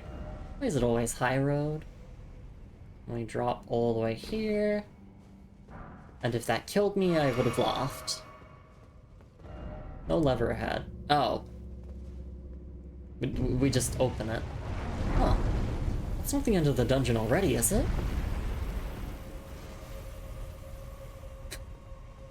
That can't be. What the fuck? Wow, we just skipped to the end. That's awesome. Yeah, you just skip to the end if you don't care about, like, any of the loot in the dungeon. I mean, the most prominent loot that you get in dungeons is typically just from the boss at the end anyway. But, okay, well, now that I know where the boss is, I can just backtrack from there. The Chad Lava Walker. Min says, that's not lava, that's lasagna. Your character just has lactose intolerance, that's why they take damage. I think it's really funny to make the lava seem really scary. You're forced to step in it, it's just a minor inconvenience. Like, yet again, I feel like Dark Souls has just, like, influenced my perception of lava too much. Especially Dark Souls 1. You know, it's like, oh, you touch the lava without the lava resistance ring? You're gonna fucking die in 2 seconds. I did it!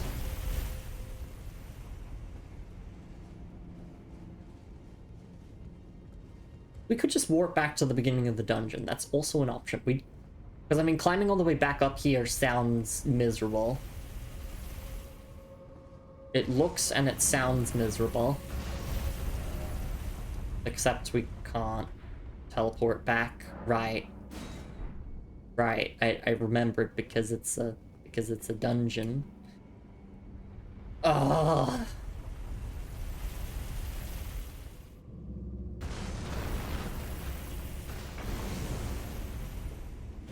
Oh boy.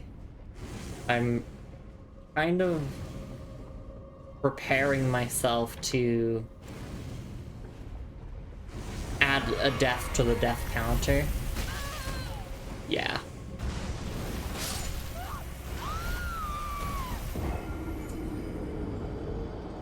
We'll get those runes back. Never, I don't think. I don't think we're getting them back. But here's my fast travel back to the first grace. It's called dying. Gonna take the longest path though? Or through, sorry, but my way covers some of the main points of interest. Yeah.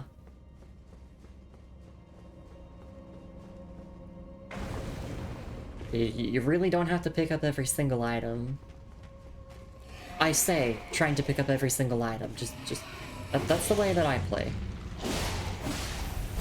But we'll see how that goes on subsequent playthroughs, if I feel like doing that or not. Oh, I drank my Wondrous Physic instead. Oopsies.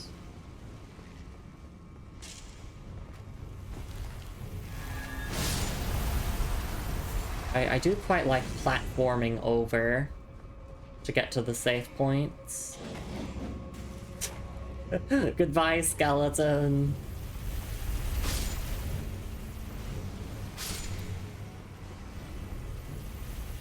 Praise the odd sort.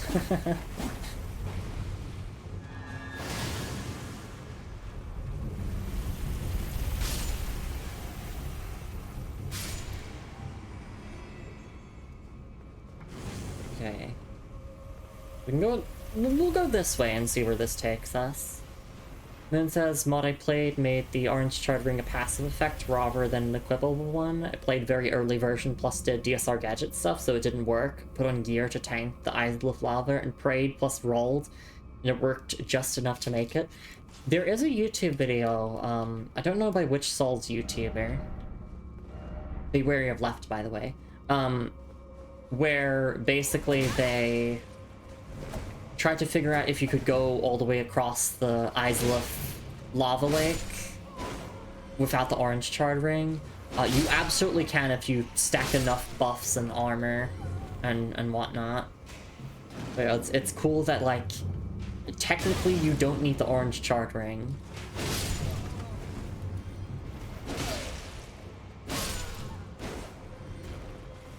Be the game without it either way, since Izalith shortcut skips all the lava. Exactly.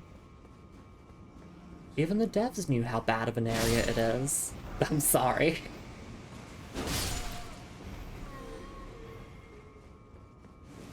Izalith is like one of the coolest areas in terms of lore.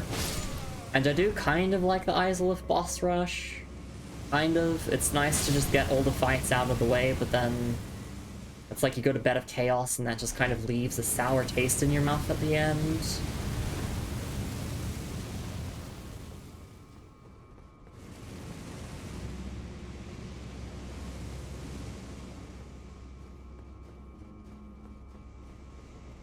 It's certainly one of the locations of all time.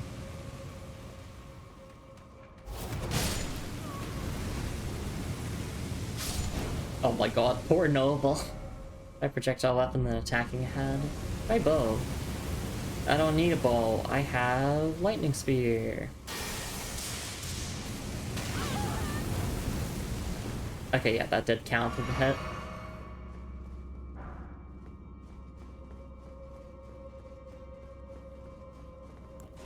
Any ambushes ahead? No. Try attacking? Yes, I did. Oh wait, can you have it bring you up somewhere? No.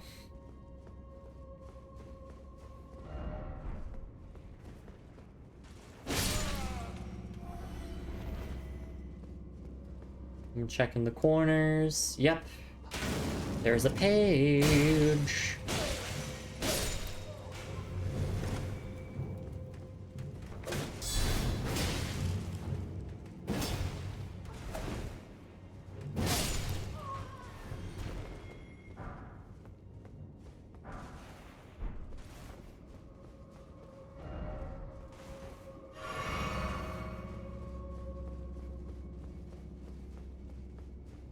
Alright, and then we just head along this way. Let me guess, there's an ambush. Or, I mean, I guess that counts as an ambush.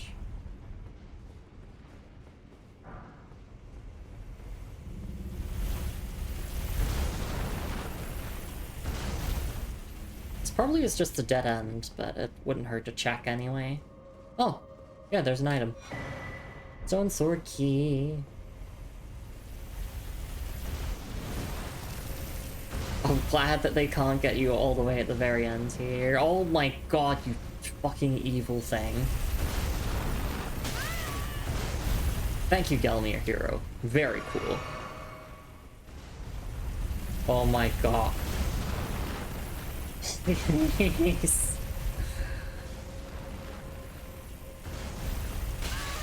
I just wanted to grab a stone sword key. Yeah, effectively soft lock for fucking rock key.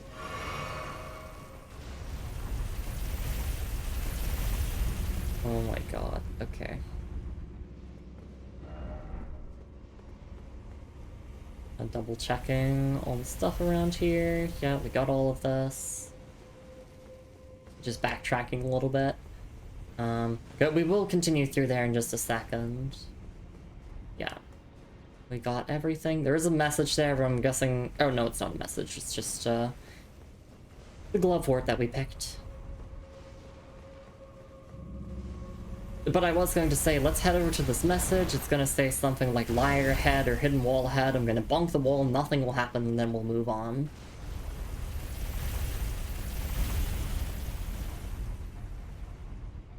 Okay.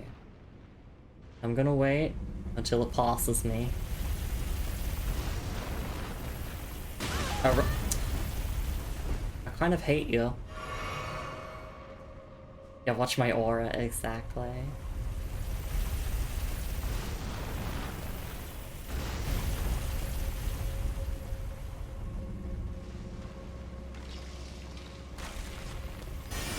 Oops.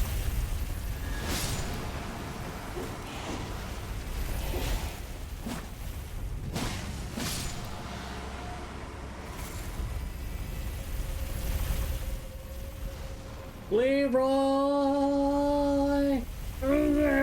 Jenkins.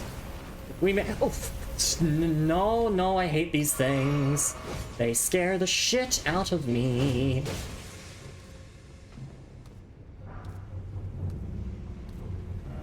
Would this be a Elden Ring? No. It's gonna shoot that, and then. Oh, finally. Good.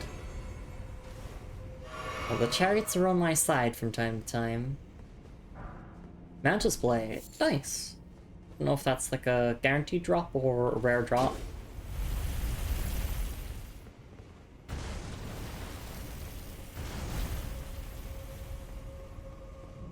I know it's really dumb to backtrack here, but yeah, there's nothing here. Okay.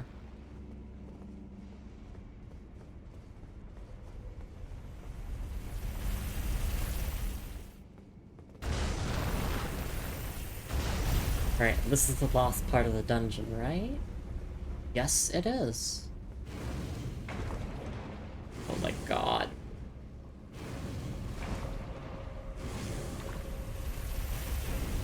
Oh, no, there was still like one more part of the dungeon that I didn't do.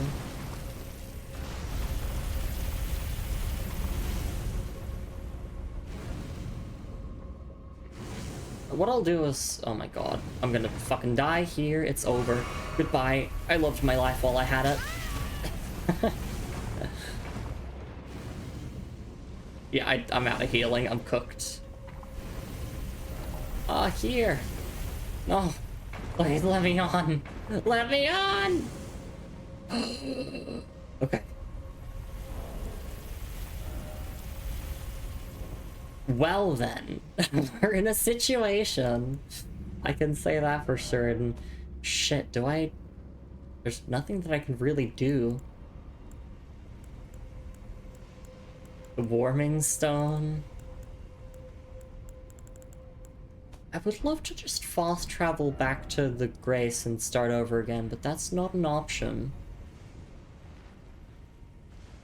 This is fine. Where's my, like... I could use the memory of grace or whatever to go back, but no, I don't want to do that. We just die. Like, this is an unpreventable death. Look at my character's eyes. She's like, fuck this shit. Fuck you, Gelmir hero.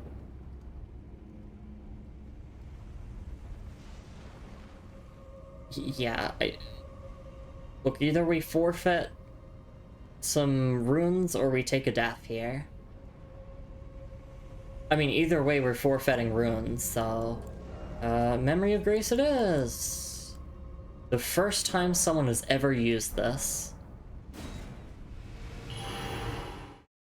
We prevented a death.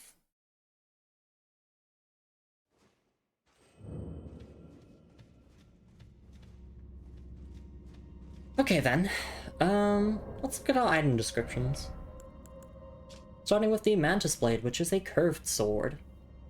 A curved sword with a blade at both ends, wielded by the Cemetery Shades, the insect-ridden Gravekeepers. The blade is thin and sharp, and strong attack unleashes a far-reaching slash, and the skill is Spinning Slash. It is a both equal strength and dex weapon at base, but it does require a little bit more dex.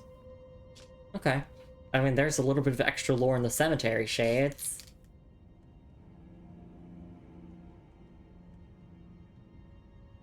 Alright. Oh. My Twitch chat temporarily disconnected for a moment. I don't know if that's because the stream died for a second or not, but... just said reconnecting to chat. So if I missed any messages, I'll take a look in just a second once I'm done looking at these item descriptions. We'll probably actually take a break. It has been another hour of stream. We can finish the rest of this grave. After a little break, I would think.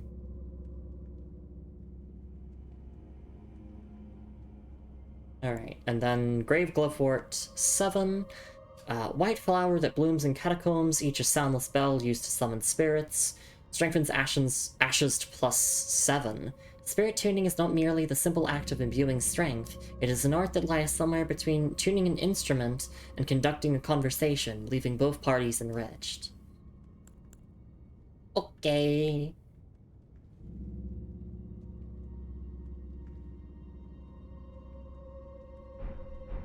Yeah, let's take a stretch and hydrate break.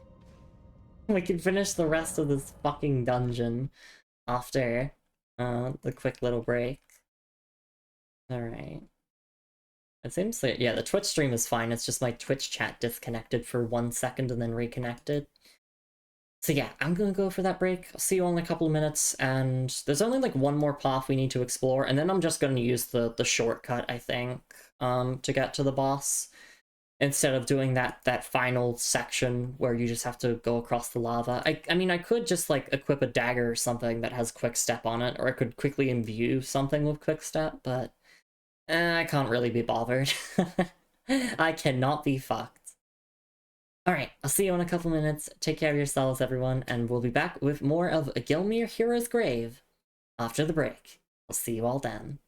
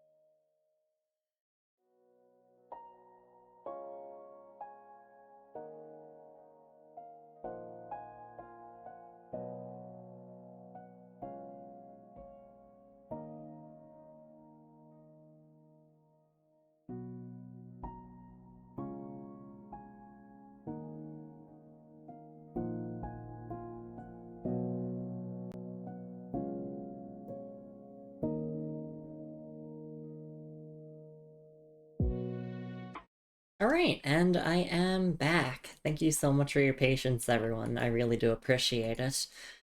Oh boy, alright, time for more Gelmir Hero's Grave. What a dungeon. Certainly the dungeon of all time.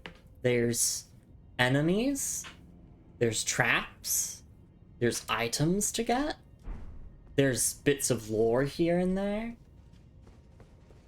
Everything that you could ever want out of a good dungeon. Okay, so we're gonna get all the way down to the bottom of this room. I don't think I can even be bothered with you skeletons anymore because you're just gonna die from our friend here.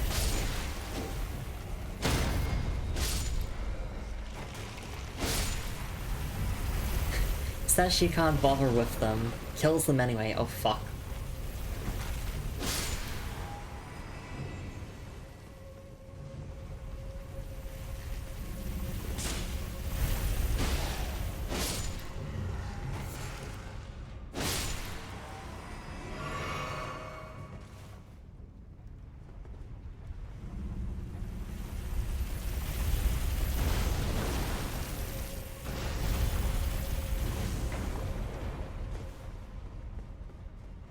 Alright. Go! Goodbye, my friends. It was an honor knowing you.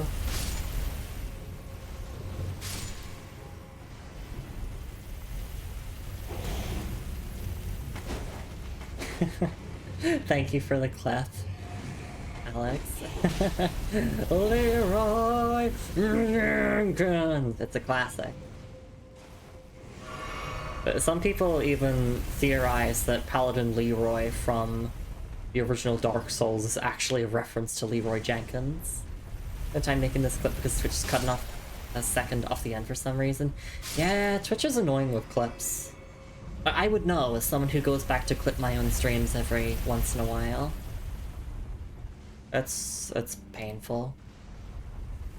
If you're too lazy and you want to just like get a clip of the last 30 seconds, you can type in !clip on my channel.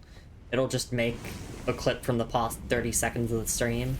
It won't title it or anything, but if you really want like a super lazy option, it gets the job done.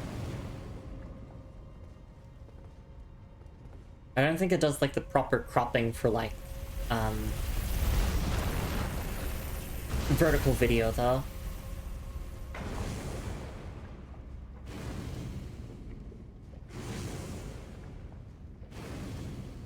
It'd make a pretty risky jump to summon him, so maybe.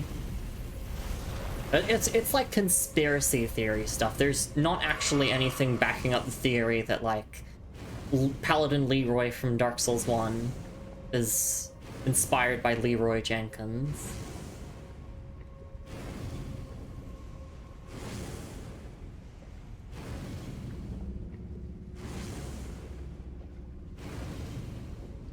But, you know, it's like during the times where people thought that, you know, like, Solaire was Gwyn's, like, you know, abandoned son or whatever. Just conspiracy theory stuff. Which is really funny to look back at now. There's gonna be a page in this room or something. No? Oh, there isn't. Huh. Armament ahead, I've been promised. Time for fingers. Oh, is this like the big finger? You just whack people with a massive finger? It is! It's the ringed finger, baby! Hell yeah. It's a hammer with primary scaling and strength. A claw flick is the skill. Let's look at the item description. Ringed finger. Bludgeon made of an enormous finger sheathed in several heavy rings, thought to have been cut from an ancestor of the Finger Creeper. Some life yet remains in this legacy of an ancient act of blasphemy, as evidenced by the barely perceptible warmth it still exudes. And the unique skill is Claw Flick. Cause the finger to swell, then flex to build up strength before giving enemies an almighty flick. You could literally give people the middle finger. Although this looks to be an index finger instead of a middle one, but still, you know, funny weapon. Right. The finger creepers are the crawly big finger monsters, I believe. Oh, interesting. An ancient act of blasphemy, huh? That's right. Okay, thank you. It's hard to get specific lore on, like, every single enemy, especially when those enemies don't have any drops. Though it's nice to know, like, what the enemies are actually called instead of the fucked up finger creatures. So they're finger creepers. Alright. I wonder if we'll learn a little bit more of this ancient act of blasphemy of cutting that finger from the finger creeper. We'll have to see.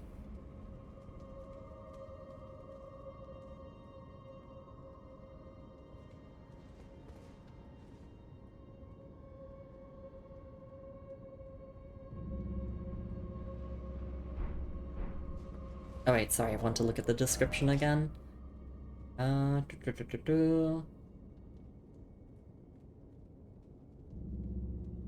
Yeah, okay. The fact that, like, yeah, there's still some bit of life in it is certainly interesting, to say the least. I think that's everything in the dungeon now. Because we can just use the shortcut and skip to the end.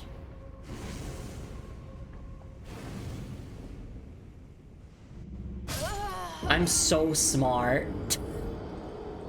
I'm laughing at myself for that one.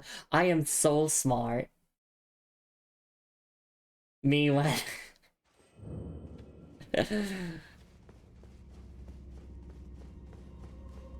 I forgot, or I didn't land on the little platform that you're meant to land on first.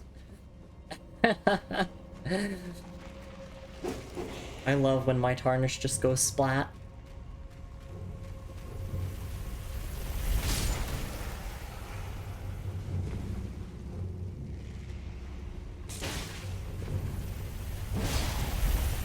Hey look, I can grab another Brave Violet, I guess, as a trait.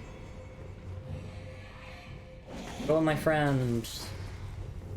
Feels like I'm in a Groundhog Day situation where I'm just repeating the same thing. The same jokes, the same actions. Nope. I'm just gonna wait.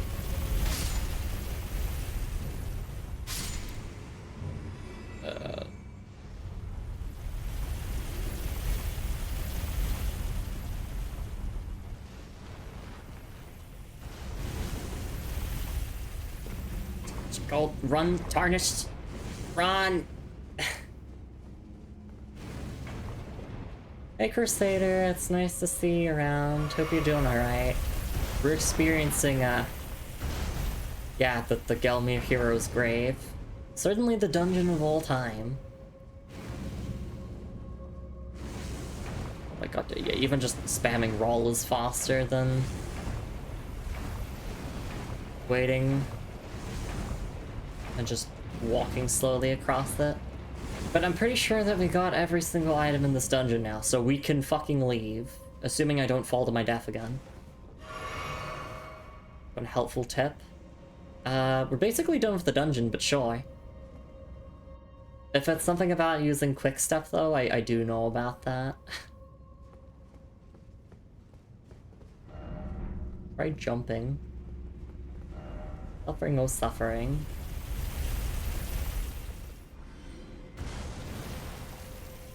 Where are my runes? They'd probably be back. I don't care about getting my runes.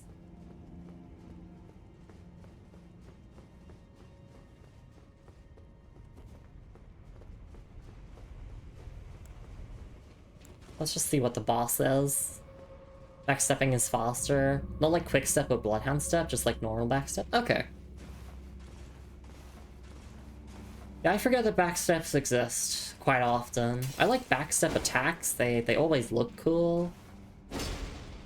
But I never use them. Probably more useful in PvP. I don't know though. That's faster through lava. Okay. Thanks for letting me know. Oh, look. Red Wolf with the champion. Radigan, how many wolves did you have? What the fuck? Oh, never mind. Weak foe ahead.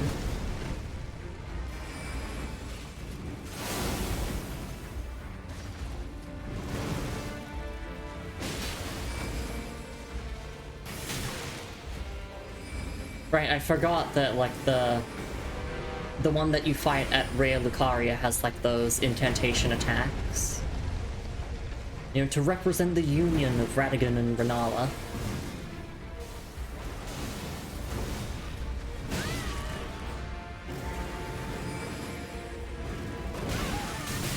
Ow.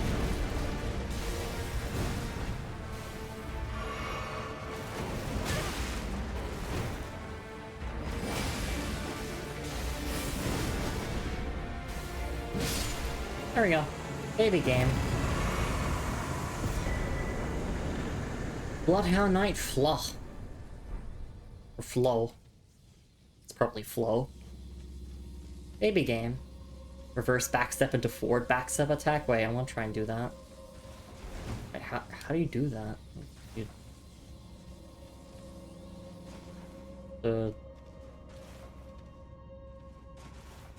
Oh, wait, like that? There's like a mix-up option? That does kind of look cool.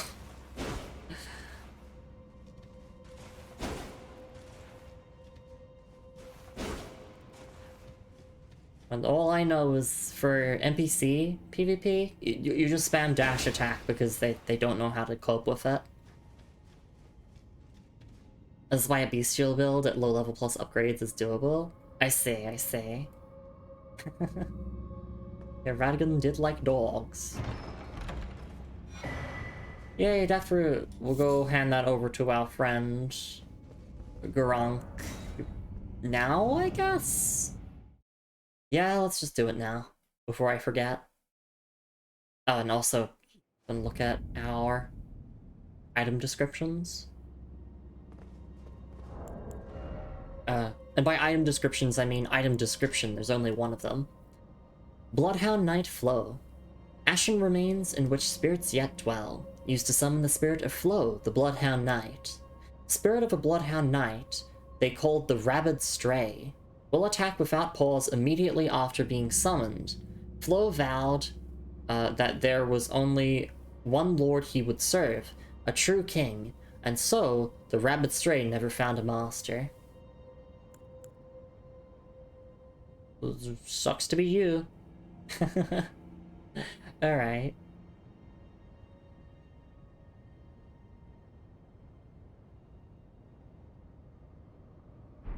Wow, so deep. But then it's like, oh my god, you know, you're trying to become Elden Lord. You can become Flow's Master. It's very deep. Okay, oh wait. Yeah, I was thinking about it. I'm like, wait, isn't there a menu that shows you every, like, site of grace? Yes. Yes, there is.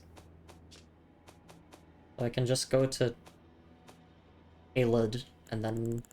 I honestly find it faster to just move my cursor over to it on the map. There we go. Bestial Sanctum. So we're gonna get another incantation from our friend here.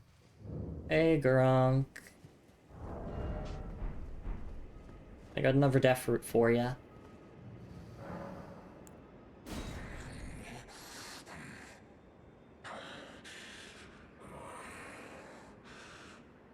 My thanks, tarnished. Death, my sin, should not be touched by the hand of man. I shall grant thee my claws.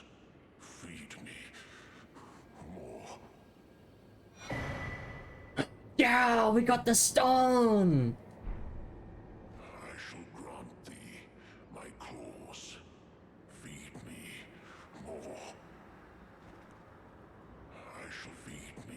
Interesting that, yeah, I mean, he's saying, like, yeah, death is his sin to bear, because we're feeding him the death fruits. He's going through all of this just for our sake. Think choose your stamina faster than your FP? Let's take a look at it. It was basically just like Baldur Heave from Dark Souls 3, I'm guessing. Stone of Gurunk. Superior incantation taught by Gurunk, the beast clergyman.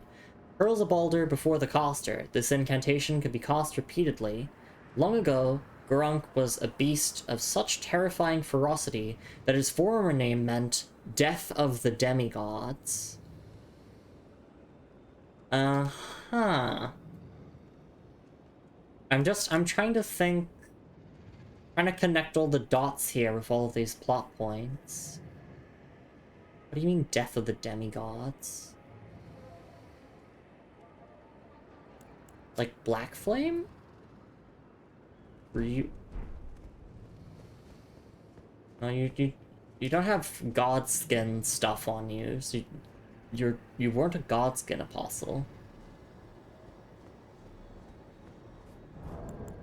In terms of, like, actual functions, 13 faith to use, 15 FP cost. Yeah, I'll equip it. Where is the menu? Memorize spell. I don't need... What haven't I used for quite a while? I haven't really used O Flame very often recently. Flame grant me strength doesn't really last all that long. Yeah, I'll swap it out with Stone of Gurunk. Alright, back to Mount Gelmir. Where to? I have no clue. There's a ton of fire spells I noticed. Yeah. I've definitely been specializing a bit more in lightning. But if something is, like, vulnerable to fire, then I do try to, like... I try to. Keyword try to. Not always, but I generally try to remind myself to use fire for those instances. Like, for the little shits. The finger creepers. Even when knowing the enemy's name, I still choose to call them little shits. Because they are. But it's just a fact. Okay. Where do I go to now? Can I go across like that there to get to the village there? I don't know. I want to go from the Windham Ruins and explore a little bit. So we need to go from the Erdtree Gazing Hill.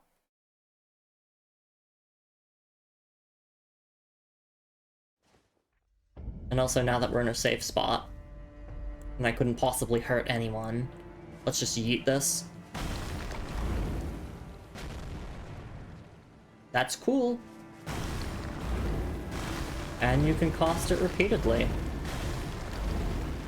It doesn't mention anything about charging enhances potency, so...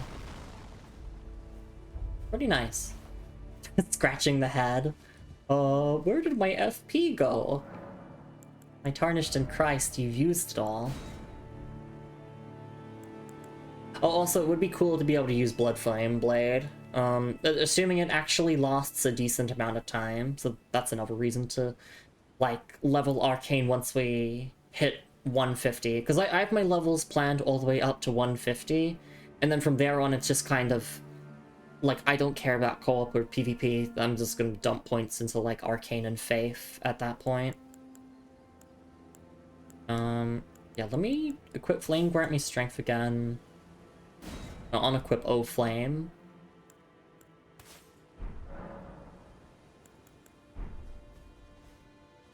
Because it is true, I haven't actually used O Flame in a really long time.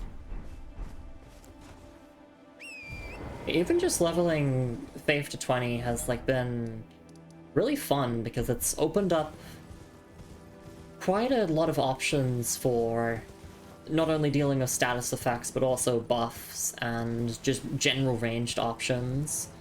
Like, yeah, it's not going to do as much damage to someone who's, like, fully spec into Faith, but it's just nice as utility.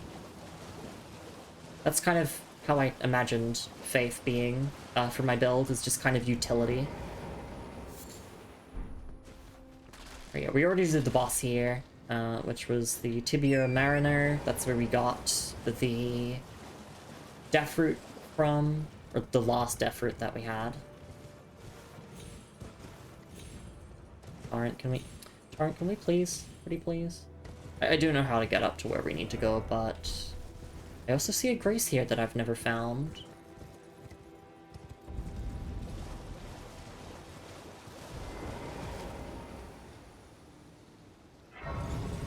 Nice faith requirement for non-DLC incant is 50, which is very convenient for Spellblades. Yeah.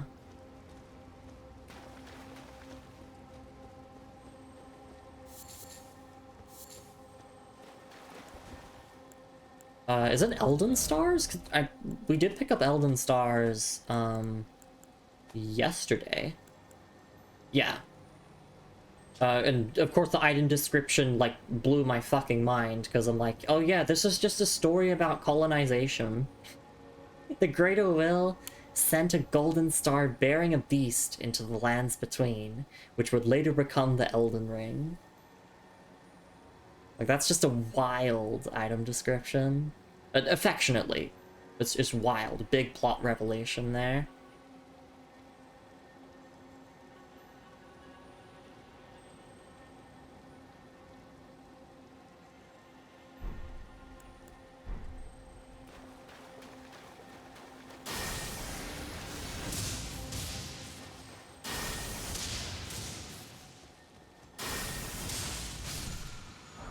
There we go, Ash of War Barrage. That is another bow of Ash of War, so I don't care for it.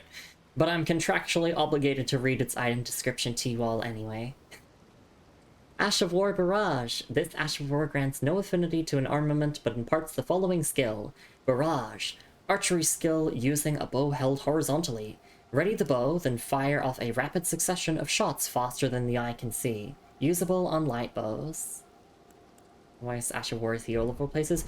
There's like 2 archery Ash of Wars on Mount Gelmir. I was like, okay. Why here?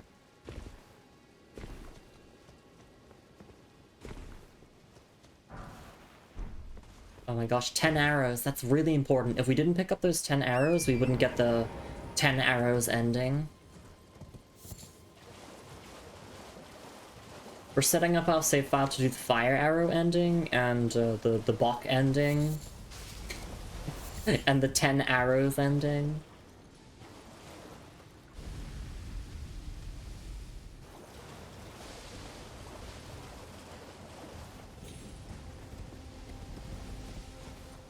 And the 2 fingers when the 10 arrows walk into the room.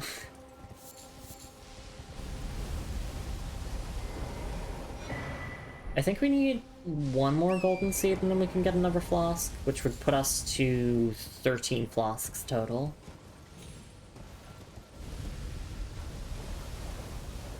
I do hear a scarab around here. I think is it above us? Nope, it's right here, and it's a crimson one, so it doesn't matter.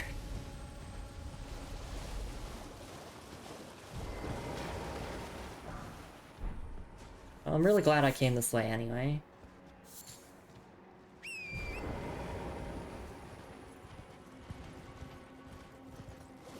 Is that a... Why is there smoke just coming out of there?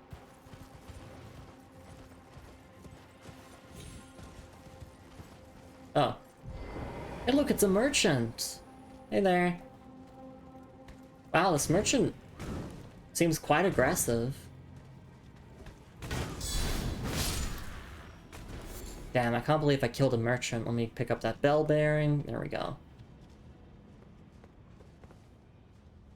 I said this before early in the stream, didn't I? But I was thinking like a really dumb idea for a run would just be a bell-bearing hunter cosplay run. So, you know, you use the Elmer of the Briar armor and all that, and the Great Sword, and you just go around killing everyone that has a bell bearing.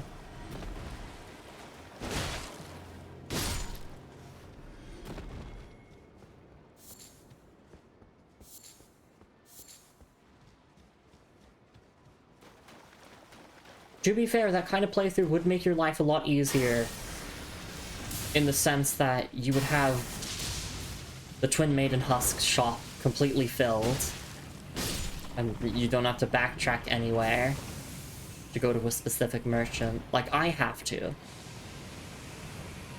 It's like, oh, if I want that really specific piece of armor, I need to go and find which merchant had it.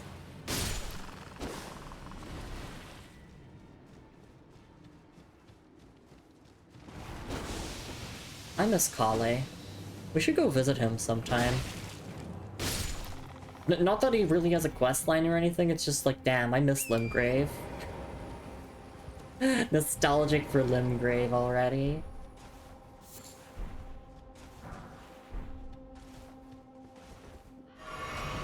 Limgrave is just like a really good starting region.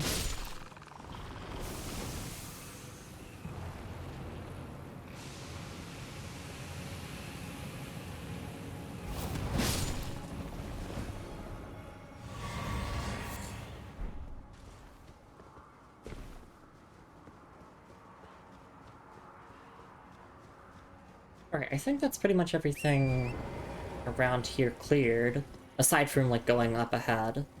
So we might as well just use the Stone Sword key and go explore that dungeon, question mark. Could be a dungeon, it could just be, like, a chest in there or something. We'll have to find out. Oh, it's definitely a dungeon. I can see the aura there that prevents me from using Torrent.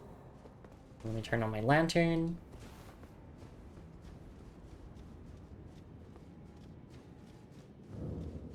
Seafwater Cave. Seafwater River, Copewater Cave. Yeah, Seaf and Cove. Damn. I can't believe they named this dungeon after a really shitty boss from Dark Souls 1. Not Sif, Seaf. Seaf the Scaleless Dragon, who has, in my opinion, one of the worst boss themes I've ever heard in a video game.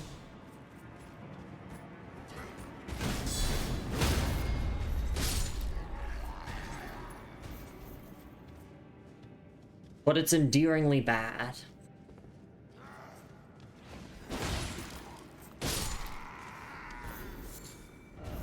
No horse ahead.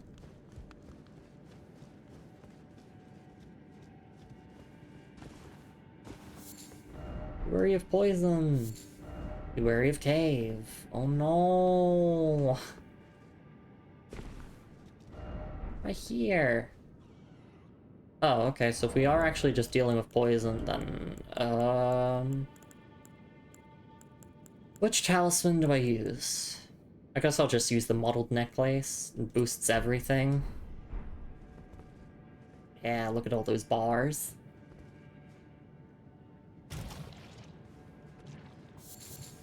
And also we have Flame Cleanse Me, so... And we also have a neutralizing boluses.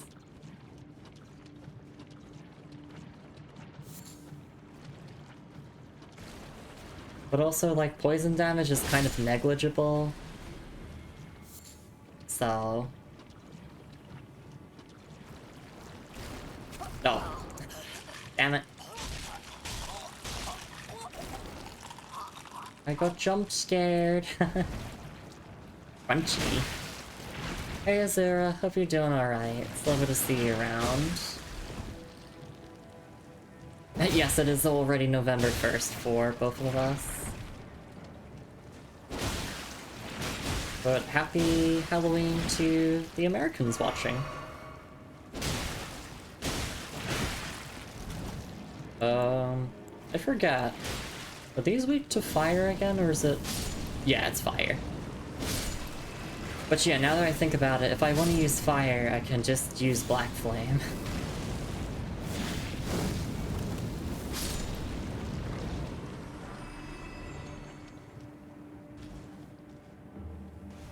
And whenever I use Black Flame, that pisses Marika off.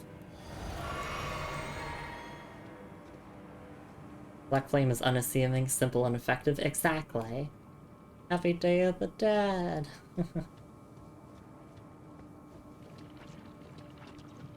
Like, we know that Destined Death was basically sealed off for the Golden Order to come into existence. And Marika's basically the face of the Golden Order, so I'm blaming her. So, me using Black Flame is the perfect way to, you know, give a good old middle finger to her. Like, yes, Marika, your tits are amazing, but also, I don't really like your religion that much anymore. I mean, I don't think I really liked it much to begin with. I was always sus of it from... Like, you can go back to the first Elden Ring stream, and you will see me already beginning to doubt the Golden Order. Like, within my first 3 hours of playing. Because I have something called media literacy.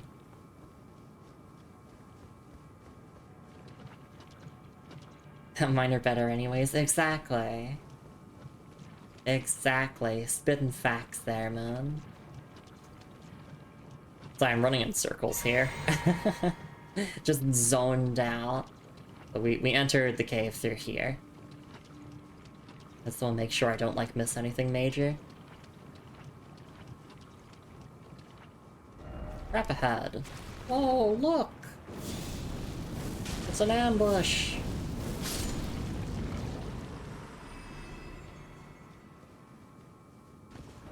Wary of ambush, okay. I kinda don't want to go that way just yet, then. I like it when people put messages down saying, like, boss ahead, so I know exactly where not to go. My madness. Behold Gross! Yeah, we'll go along this way here. Oh my god. Navigational skills, Lumi. Do you have them? No. The answer is no. Will I go here, and then... Try target lock. Oh, there we go.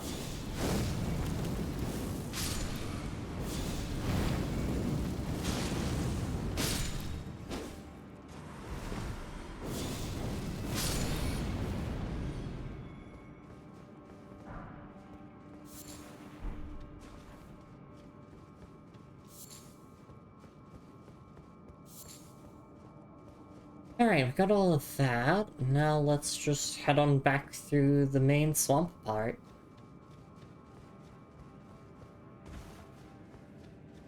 It should be this way. Why is it always rushing in? Because rushing in is good. Especially when you can just dash attack and one-shot your enemies. I didn't mean to roll there, but that's okay.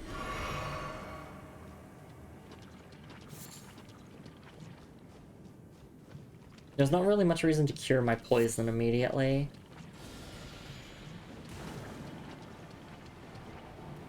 I can cure it later.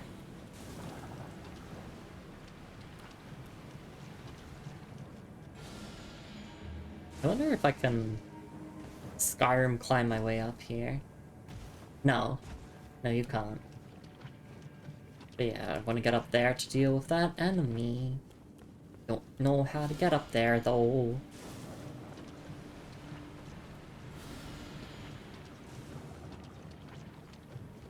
I like to run up along the edges of caves like this to make sure I don't miss a single thing. Oh, wait, no, I'm out of FP. I was thinking, oh, I could just, like, throw a boulder or something, but no, I can't. Let's just head along this way, and I'm guessing that's not a hidden wall. Likely safety, okay. Sure, we'll find a way up there in a little bit.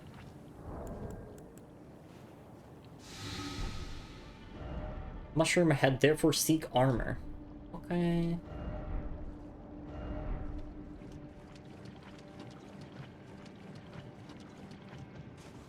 Well, not there. I think they meant this way.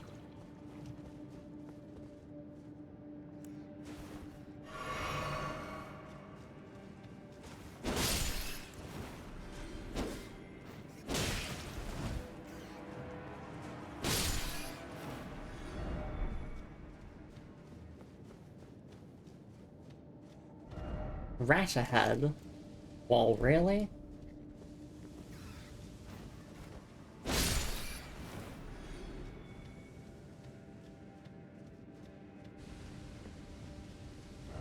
Wicked sword ahead.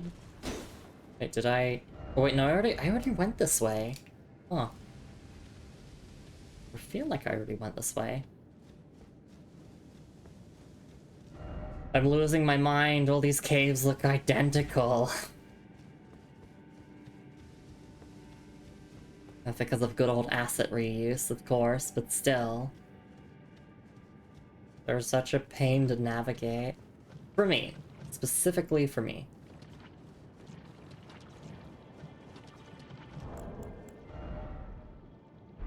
What do they mean by mushroom and then armor head? I'm guessing down there.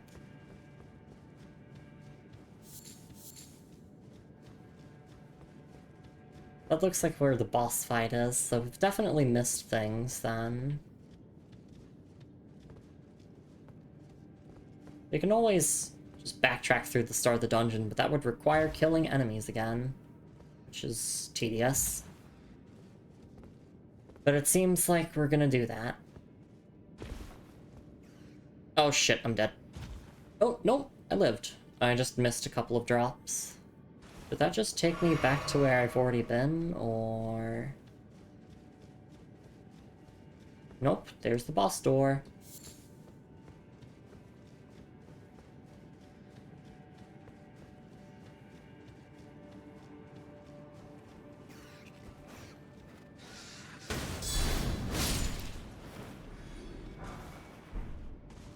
I kind of want to double back through the entire dungeon, but that's going to require me to use the Memory of Grace. And respawn all the enemies. How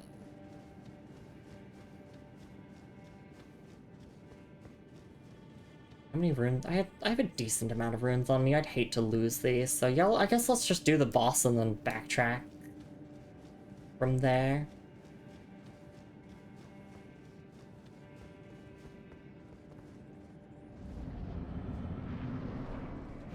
Oh, okay. It's just a Kindred of Rot duo fight. Oh my god. Wow. Certainly the boss fight of all time.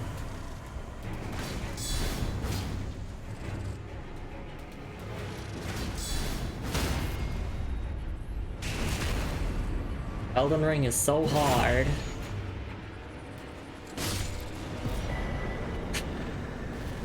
Kindred of Rot Exaltation.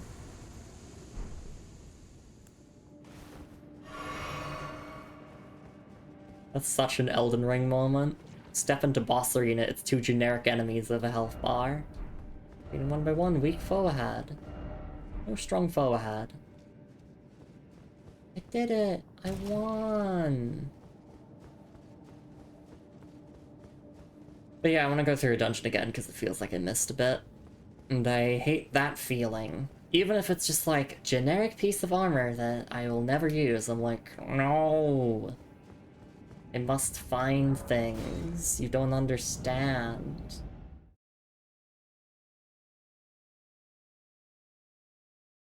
Might as well not be any stronger than the ones in Caelid. And I drop one of the game's stronger talismans. Yeah.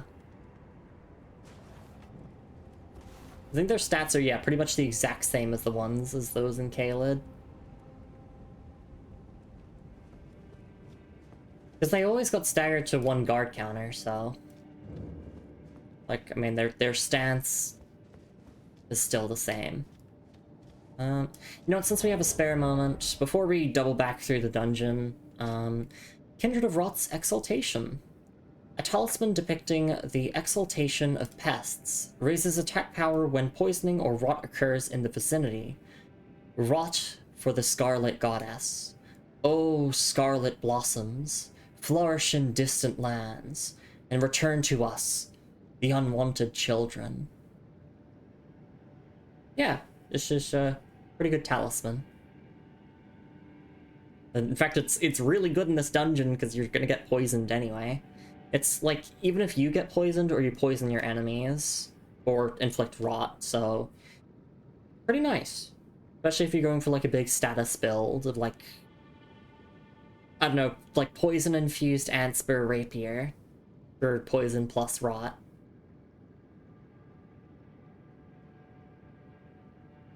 Okay.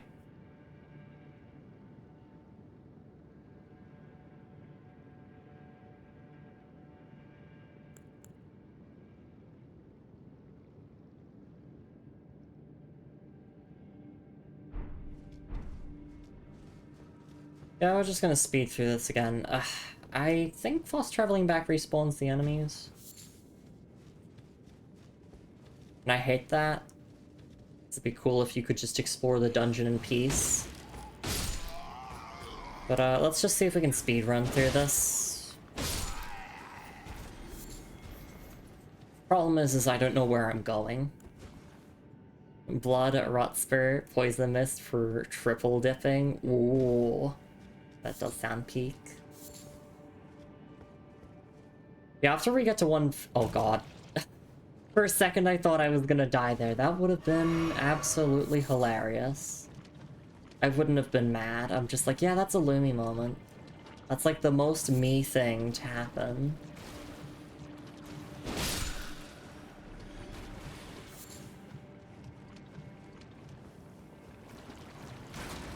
Oh my god.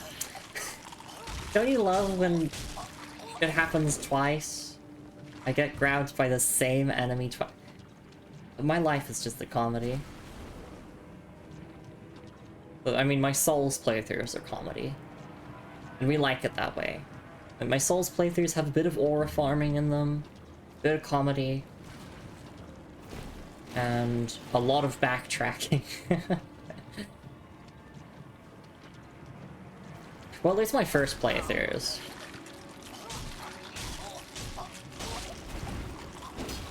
I do like to be thorough on subsequent playthroughs, but after I've played a Souls game like 5+ times, or in fact 2 times through, like, super thoroughly, that's when I'm like, okay, it's time to just skip through things.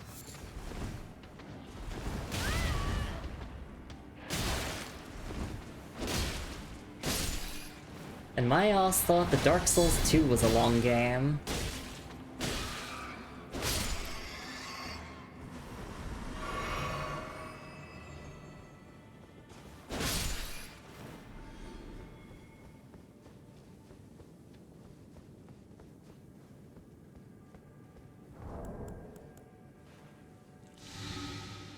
Wow, this Elden Ring adventure's been so much fun. I've really enjoyed my time. I can't believe we're nearing the end of it soon. Foul, tarnished. You silly dum-dum. The realm of shadow awaits thee.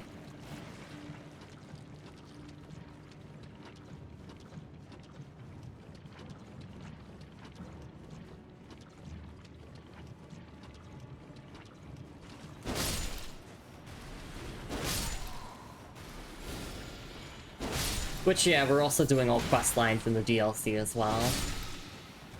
If that's not obvious enough. I haven't been spoiled on any DLC stuff. But I do believe it does require summoning for one quest line for a boss fight. Which is the only time that Elden Ring has actually forced you to do that. Because I know in the base game, at the very least, you can summon NPCs for boss fights, but it's never required for quest lines.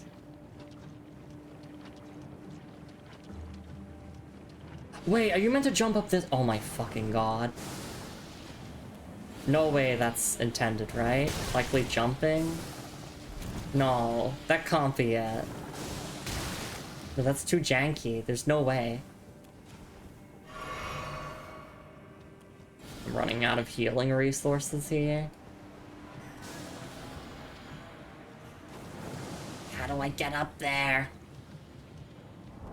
Alright, I'm considered to be in combat because I would love to make fire pots.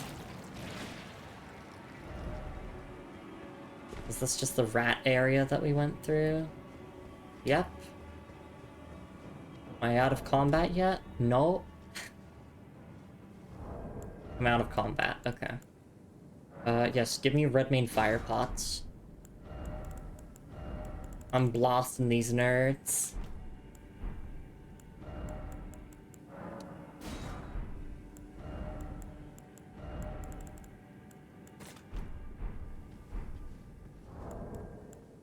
Probably should just go back to the Grace and start again. Ugh. By the way, if anyone genuinely knows how to get up there, then like, please, save me time. We could be doing something else instead, and not this. FK for a minute. I can give directions. Thank you. It might be a little bit hard with streams away and whatnot. I want to proceed to the next section. Okay, like where you drop down? Oh wait, it might have been that drop that I missed before the boss. So this is the next section.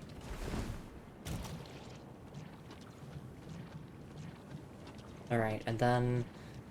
There's nothing this way, right? This is just a dead end, mostly. Or no, there's a bunch of rats, but it doesn't lead to anything.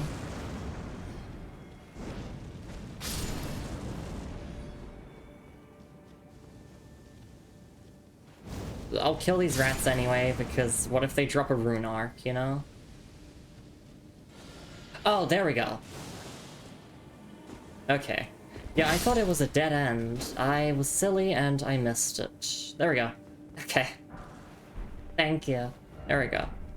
I got it all figured out. Precious item ahead. Good to know. I'm gonna die if I don't do anything, though.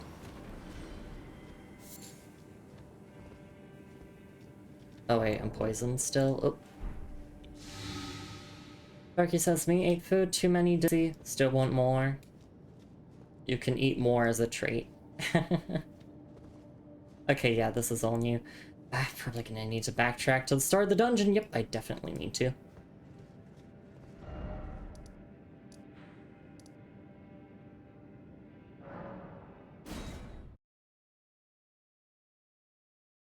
I just saw that Miranda flower there. I'm like, nope.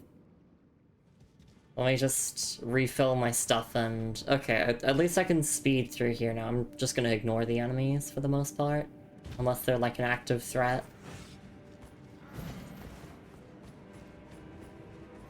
I can't wait to do all this to get like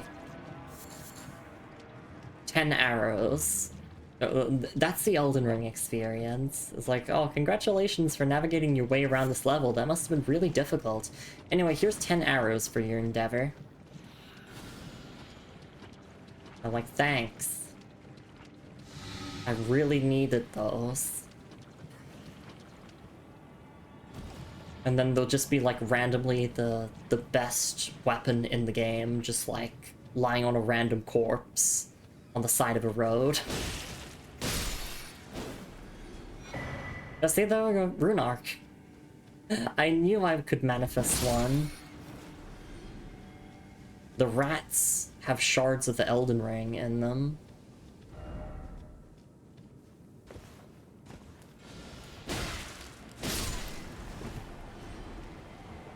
Therefore, the rats are... Oh my god, I can't believe I missed that jump. Silly me. Thank you so much for the raid, Floop. I really do appreciate it. I hope you had a wonderful time with your stream. A little bit difficult to stop here and do shoutouts, so if any of the mods can do that, that would be greatly appreciated.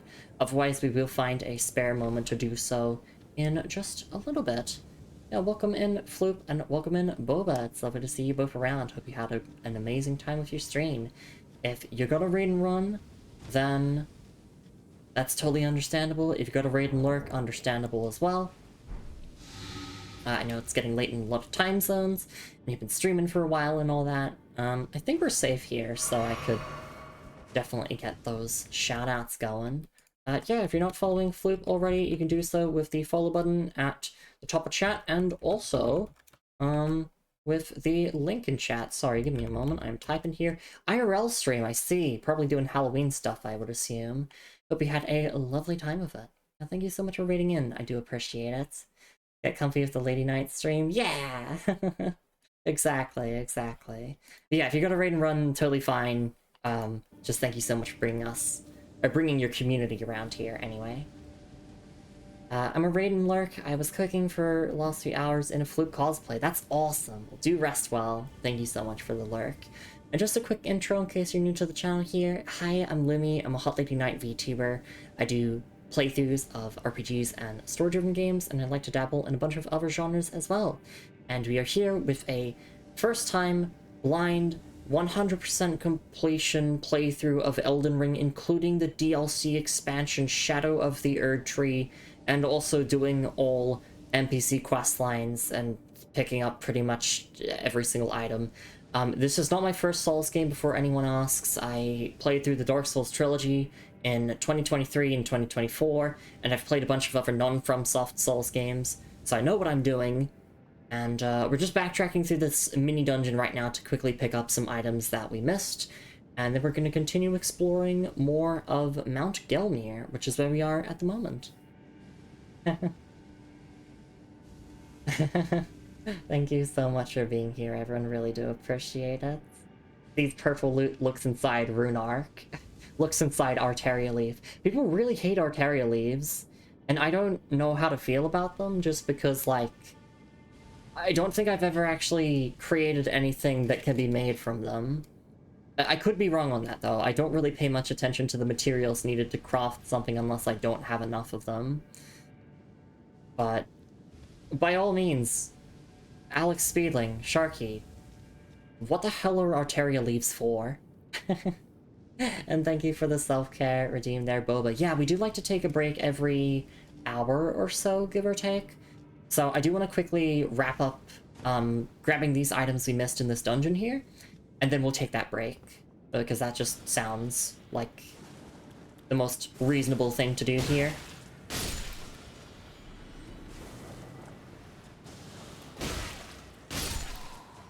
Also, we're very lurker-friendly here, very sensory-friendly. I'm not going to scream your ears off. We don't do loud sound redeems. We really like to take our time here, smell the roses with all the games that we play, and just have a nice time with them. Oh yeah, that was a really good red main fire pot throw.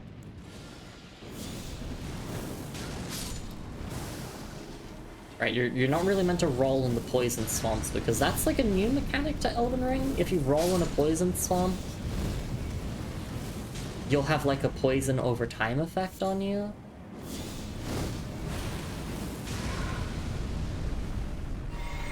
Is that a mushroom wench? Yeah, mushroom people. Hey Julie, it's lovely to see you around. Hope you're doing alright. Good old Black Flame. Nothing beats Black Flame.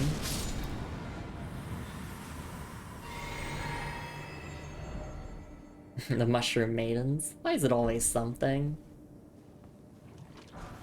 Didn't actually realize I got poison there. Ooh, yeah, there's a full armor set here. Okay. My dream being the fungus queen? Exactly. Yeah, time for mushroom, therefore mushroom oh mushroom. Why is it always something?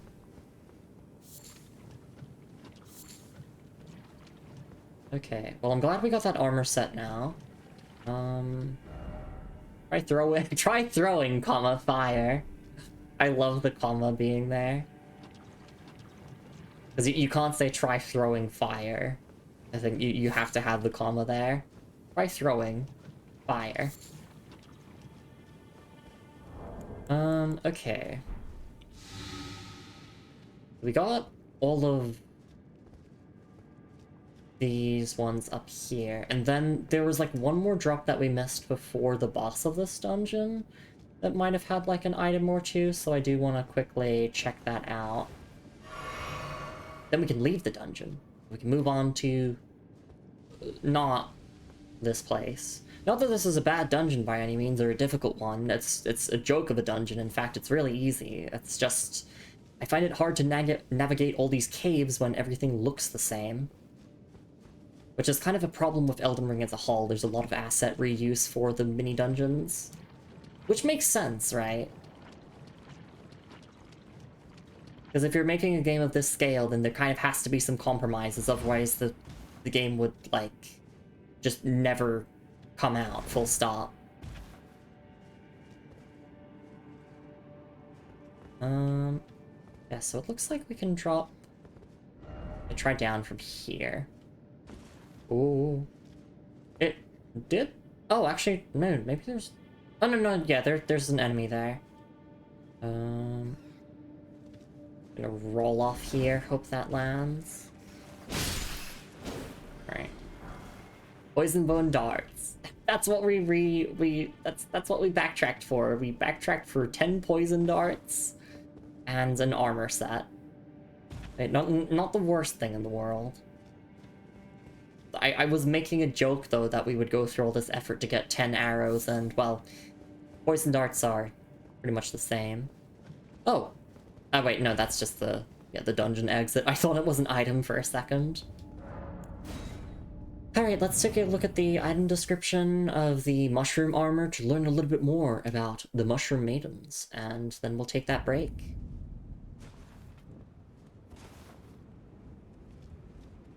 I'm gonna leave the dungeon. Oh wait, no. Leaving the dungeon is this way. Because I put one soldier out here. Alright, let's take a look at the item descriptions here. Mushroom legs. Mushrooms found growing all over the body. These overgrown mushrooms have colonized the legs. To those enraptured by the scarlet rot, they are holy vestments that root one to the earth. And the rest of the description is just the exact same. Only one word changes between each of the item descriptions. Yeah, so basically it's just a scarlet rot cult of mushroom followers.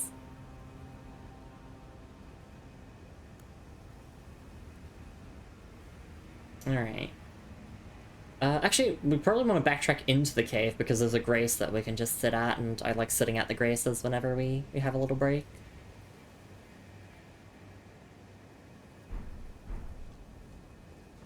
So let's go back in here, sit down at the grace, we'll take that break, and after the break, we can kind of just keep exploring this, like, valley area of Mount Gelmir.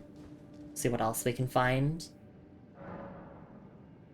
Let me catch up and chat here, because there's a couple of messages that I missed. Alex says that arteria leaves are strong crafting ingredients if you indulge the crafting system to the fullest degree.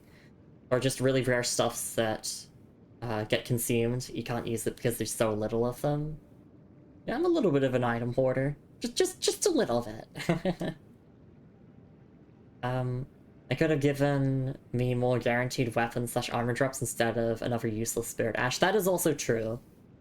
One thing I don't like as a lore expert of the Souls games is when, like, they put a really significant piece of lore in the item description of, like, a random enemy drop that's like a 0.2% if you're not, like, actively hunting for it and using stuff to boost your item discovery. That kind of annoys me a little bit. It would be nice if, yeah, we just got a lot more guaranteed armor and weapon drops, as opposed to, like, another random spirit ash that you're never going to use.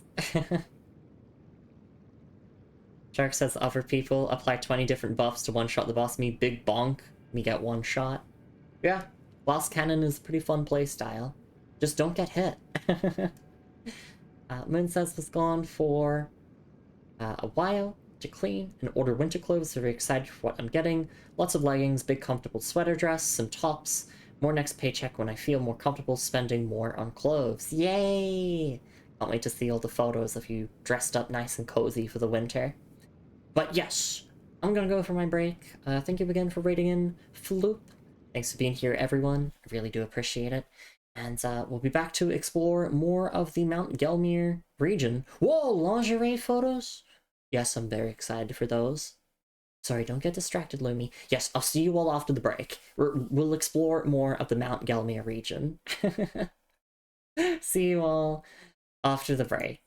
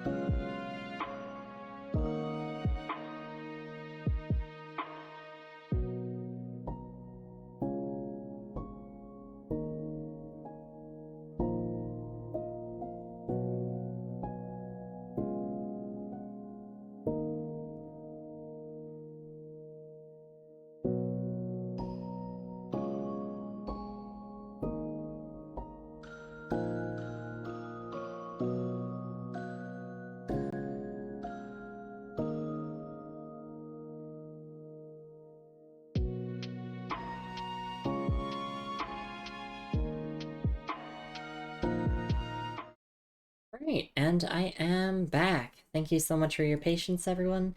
Thank you so much for rating in again, Floop. And yeah, let's just continue on our journey in the lands between. Just gotta adjust my VTuber model a little bit, and we're back. Okay. No level ups just yet. We have hit the point where we're needing over 100,000 runes just to get a single level up, and we are incredibly overpowered for this point in the game, but that just goes to show that Elden Ring becomes a lot easier the more thorough you explore.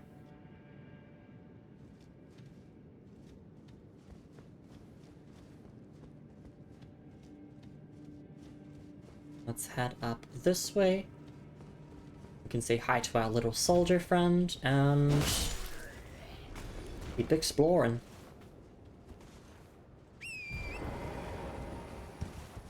So I imagine that we're gonna need like a couple more streams. Maybe like one more stream of Mount Gelmir before we actually like start on the Volcano Manor. And as I've mentioned before, but I'll mention it again since, you know, like, there might be people who weren't here before. Volcano Manor has like this really big and intricate side story to it. And if you defeat the boss of Volcano Manor, which I'm pretty sure is Praetor Ricard, it just ends the quest line, so it's gonna be one of those situations where we're gonna go to Volcano Manor, and we're gonna explore Volcano Manor, but we're gonna do everything but the boss of Volcano Manor. And then we're gonna leave Volcano Manor and go on to Lanedale or whatever. And then only revisit the Volcano Manor much later. So we're probably gonna be even more overpowered for the boss fight there. Where we're currently at is where a PvP duelist obstinately refused to continue leveling. I see.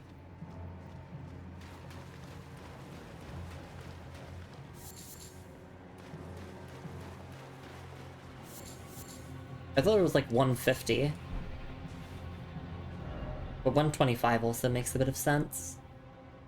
Ah, Gross, therefore too high up.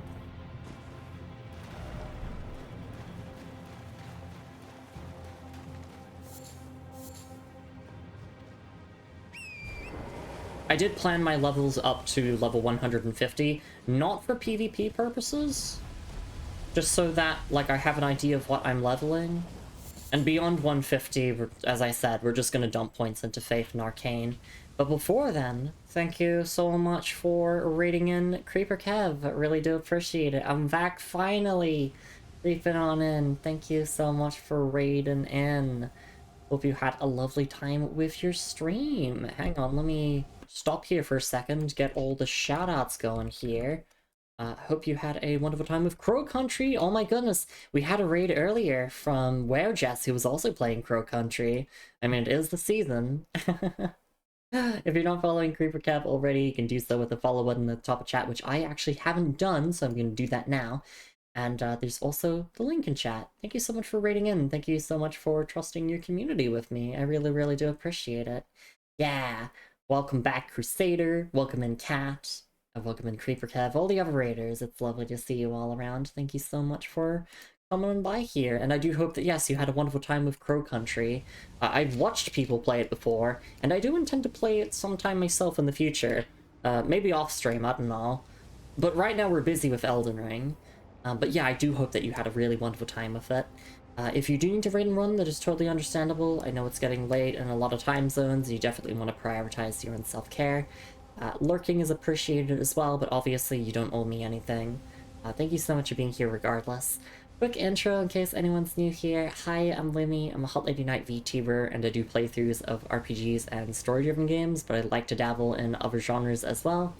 And we are here with, this is a bit of a mouthful, a first-time blind 100% all bosses playthrough of Elden Ring, including the DLC. And we are currently up to Mount Gelmir. And we are exploring. Thank you so much for the gift sub as well, Kat. I really do appreciate it.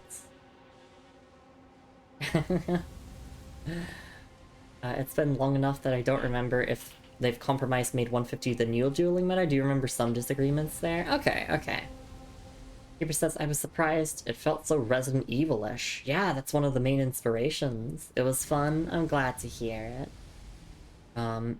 So we've been making a ton of progress in Elden Ring across the past couple of weeks. You can tell from my armor that yes, we did finish Ronnie's questline, and I am depressed as a result. We also finished Fia's questline yesterday, and also Dee's questline. And yeah, we're just exploring Mount Gelmir, doing all the stuff around here. Before we head to Volcano Manor and do all the questline stuff there. Ah, D's. It's safe to say that, yeah, I don't really like the Golden Order. This is a Golden Order safe space. My character was previously themed around the Golden Order, but not so much anymore. He was truly nuts, yeah. But the item description of the Inseparable Sword does mention that, like, the Golden Order was the only place that really accepted the twins for their circumstances. So it makes sense why they fell for the Golden Order propaganda. Fuck the Golden Order. All my homies hate the Golden Order. Exactly. From Software games radicalize people. Happens with Dark Souls, happening here with Elden Ring. I mean, I didn't like the Golden Order from the start. I mentioned this before. I just said this to no one in particular, but if you go back and watch my first Elden Ring VOD on YouTube, like, within the first 3 hours of playing, I'm already suspicious of the Golden Order. I'm like, I don't know about this. Except Goldmask, he's based, he can say, oh yeah, no, Goldmask is based, absolutely. The item description of Order Healing is probably one of the most beautifully written item descriptions I've ever seen in a From Software game, and it provides so much characterization for Goldmask. If you haven't read Order Healing's item description already, go look that up, it's really good. I was sus about them from the moment I heard of them. I said screw it and decided I'm gonna become a Dragon Knight, that's awesome.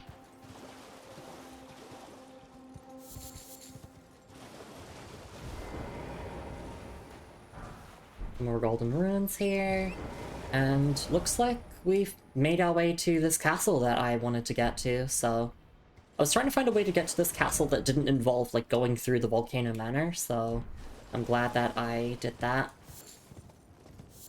Because yeah, we're doing everything in Gelmir, including NPC questlines and all bosses here first, and then we're moving to Volcano Manor. We're doing everything in Volcano Manor aside from the boss, because, yes, killing the boss of Volcano Manor does preemptively end that quest line. So we're gonna have to come back to Volcano Manor later in the game to fight Praetor Ricard. Also, there's a flame chariot here.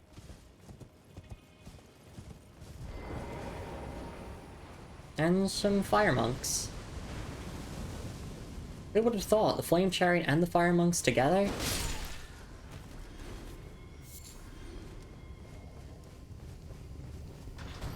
If this was Night Rain, I could just run behind and climb all the way up and get the insta-kill, but this works as well.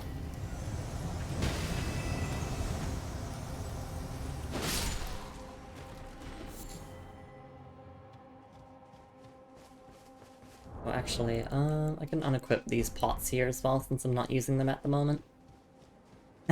Like ice and water, exactly.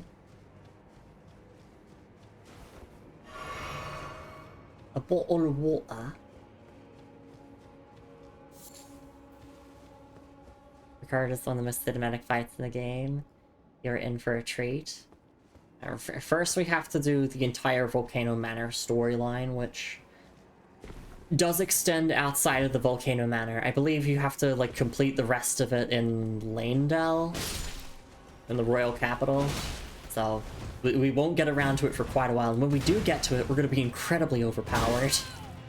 Not that we're incredibly overpowered already or anything. Trying to shake my Night Rain brain while playing Elden Ring, try to parkour speed sprint, same. But I forced myself into the new muscle memory of this game.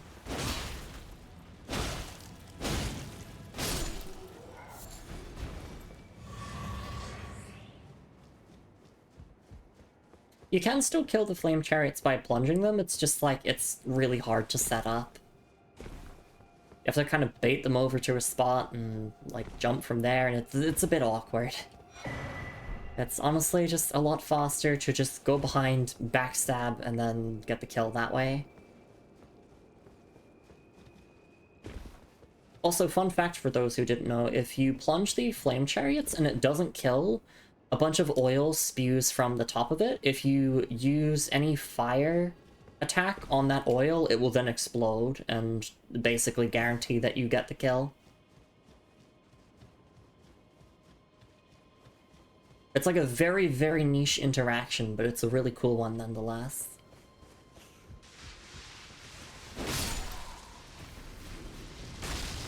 Tarnish needs to learn those tricks. I'm just saying the Night Fairer's got it easy.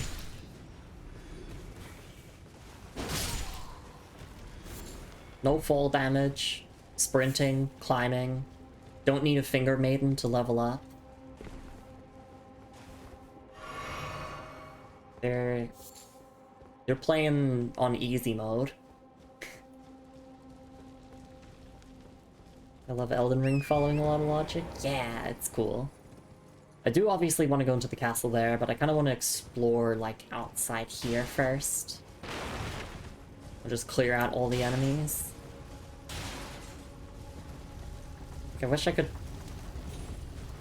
you know, jump up on Torrent or something. Or I guess you could kind of do that. You can leap off a Torrent. I don't think that would be high enough to count for the plunge attack kill, though. I can always fuck around and find out. Let's see. Time for Elden Ring Mythbusters. Can you actually do this? Probably not. It's not high up enough.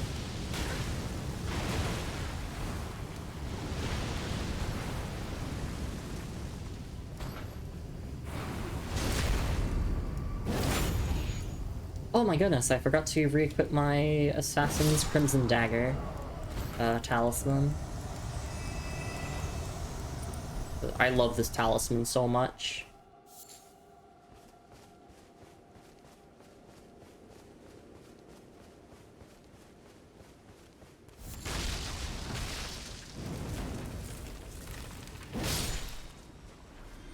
So I do like fighting the fire monks because they do drop smoldering butterflies, and of course, those are really, really nice to... Holy shit! That's a very cool attack. Smoldering butterflies are very, very nice for making fire pots. My favorite interactions is using Shadow Shard arrows for soundbaiting enemies. Ooh, yeah, that does sound very smart. From Software have always been absolutely magnificent at having an eye for detail with a lot of things. Including stuff that the player never sees, you know, like off-screen stuff. Like how, you know, if a character is wearing a mask, people data mine and, like, find out what they look like behind it. And they're like, there's an actual face model there. There's, like, actual effort there, even though you'll never see it in the game.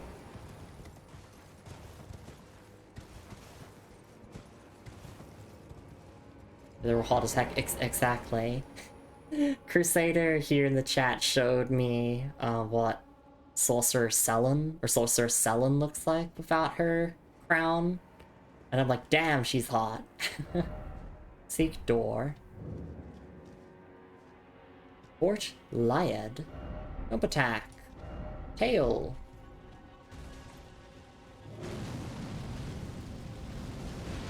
You baddie, I told you. It's true, it's true. Alright, let me electrify armament here. And we did just got Stone of Gurung here, which, of course I'm gonna use it.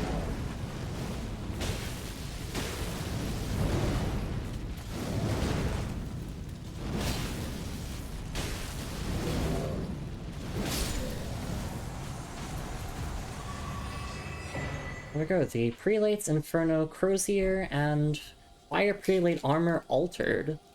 Nice. I will take a look at the item descriptions of both of those in a little bit. Before then, I just want to explore around this courtyard if there's anything around here. Doesn't really seem like it. And if there's a Grace in here, that would be a great spot to take a look at things.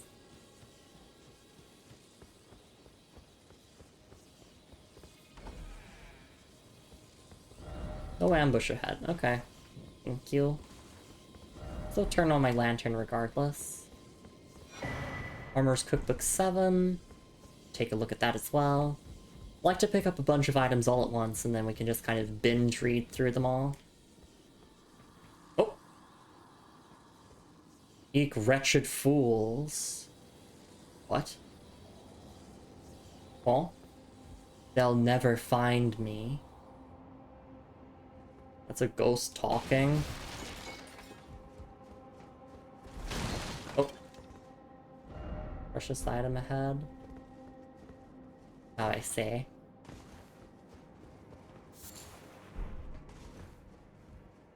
I'm just gonna repeat that dialogue. They'll never find me. Thief!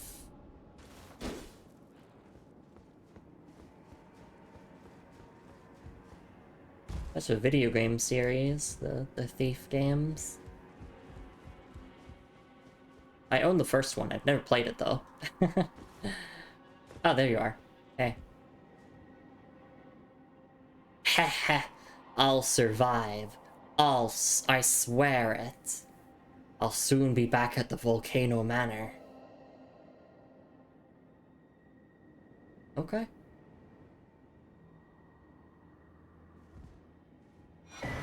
Fire Scorpion Charm. Help me, oh help me. Okay, please don't repeat your dialogue while I'm checking things out around here. It would be pretty annoying. But it seems like that's pretty much everything here. Really short little castle here. See, I don't think I remember there being anywhere else to go. Alright, well, we can just chill here in this room and take a look at how many item descriptions have we got? 1, 2, 3... We got 4 item descriptions to read. Starting with the Fire Scorpion Charm. A talisman carried by assassins who strike unseen. Patterned on a scorpion freshly shed of its exoskeleton, its claws seizing a heart that burns with fire. Raises fire attack power, but lowers damage negation. That's pretty self-explanatory. And then we have the Armor's Cookbook 7. A record of crafting techniques left by an armorer who served the great General Radahn. Contains knowledge of dealing with rot, the application of fire in particular. Acquire the knowledge to craft the following. Giant's Flame Fire Pot. Ooh, okay. I'm interested. Then the Fire Prelate Armor Altered. Black Iron Armor. Attire of the Fire Prelates, commanders of the Fire Monks. The weighty frames of the prelates symbolize the onus of their grave vows as guardians of the flame. Etch this sight upon thine breast of my thunderous gravity. And that goes hard. Okay.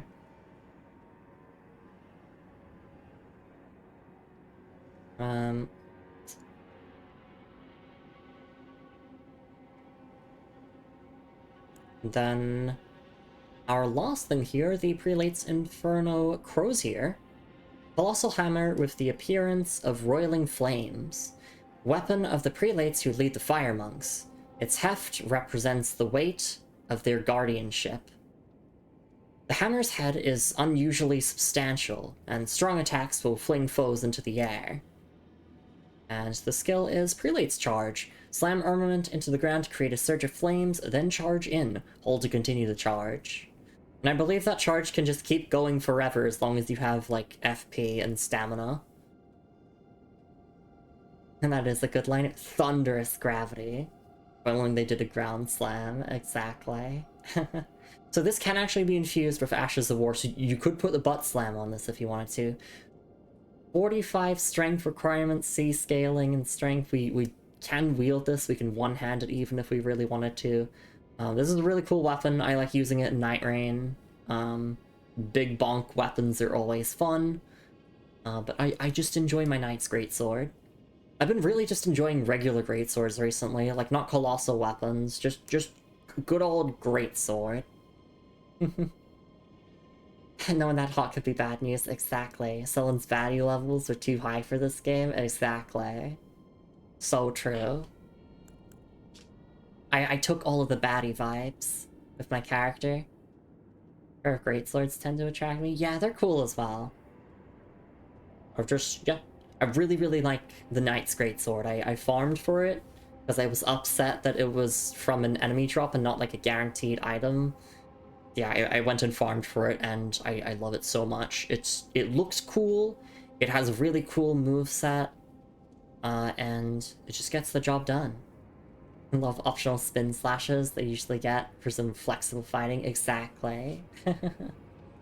Alright, so that's pretty much everything here. I'm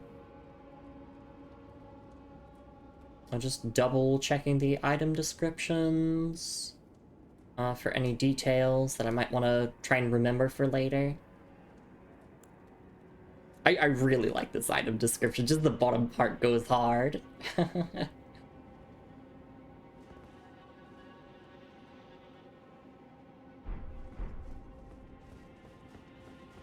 Actually, I do believe the prelates actually do have a butt slam attack that they use. Yes, they do indeed attack you with their thunderous gravity, and I'm glad they do. They're trying so hard to farm the Lanedale Knight's armor. You and me both, you and me both. I still really like the Lanedale Knight's armor, but... when we lost Blythe, I felt that it would be right to carry on his legacy by just wearing the armor, and I really like his armor. So before anyone asks, I did all of Ronnie's questline, and then, you know, of course, you go to Ronnie's Rise, and you gotta fight Blythe. Very sad.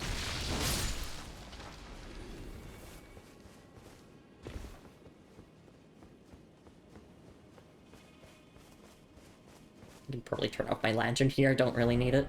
I'm pretty sure Alexander's around here? And I do definitely want to check out the village over here.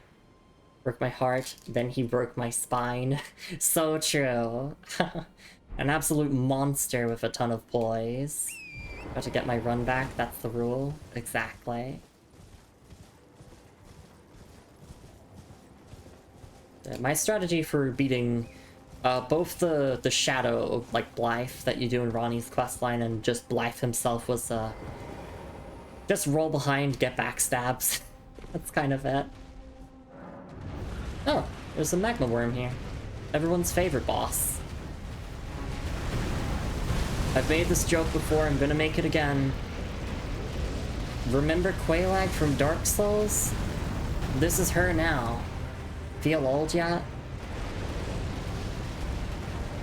HRT is also incredible, because damn, look at that transition.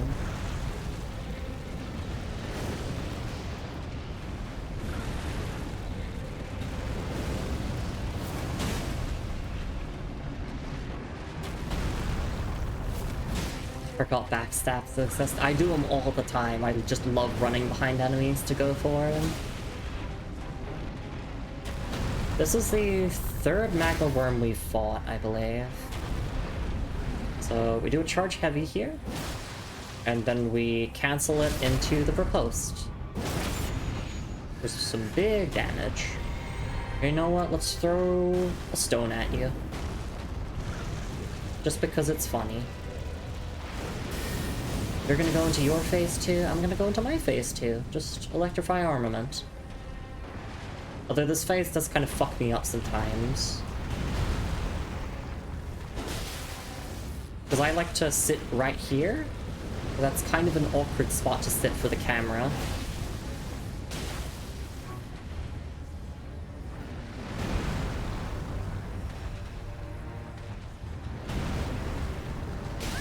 Ow.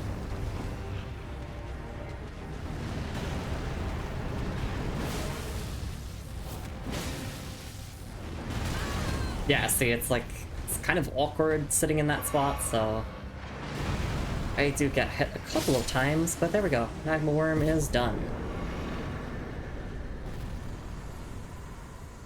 And that's enough to get another level up.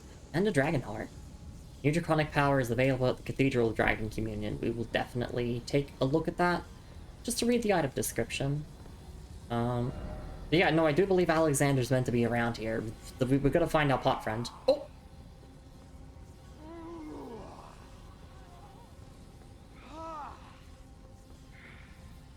Oh, mountain of fire, bake me in your flames.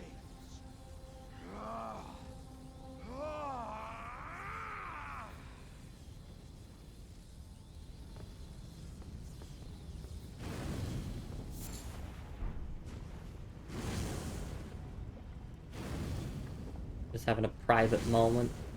Yeah. Where is he?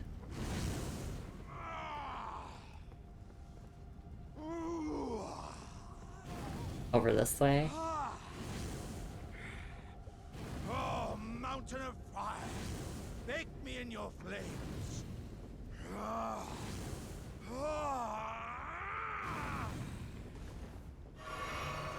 Hey, Alexander.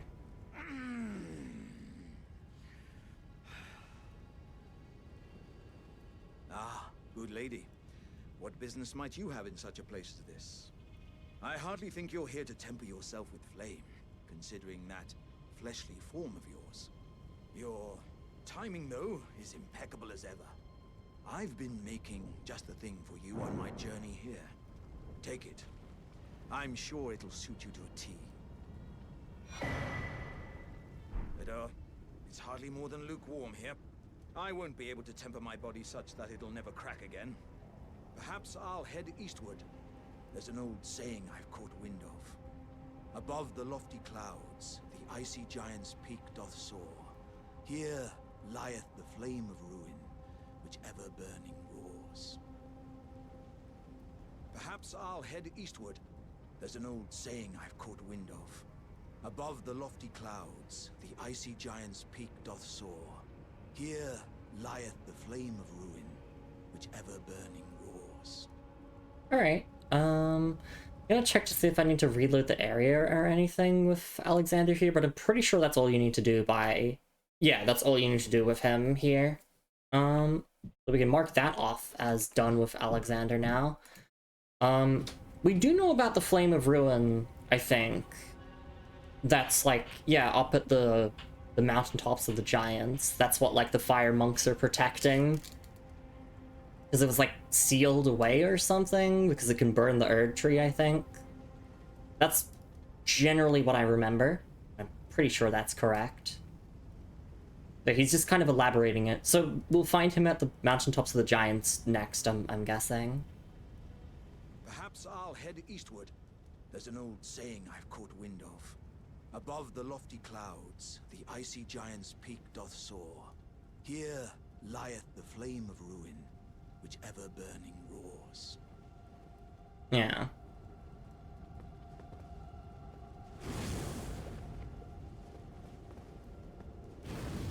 Nice that you could talk to him from this distance and not burn to death as you're going through the dialogue. Perhaps I'll head... There's an old saying. Above the lofty clouds, the icy giant's peak doth soar. Here lieth the flame of ruin, which ever burning roars. Please don't burn yourself with the Flame of Ruin, Alexander. Please don't do that to yourself.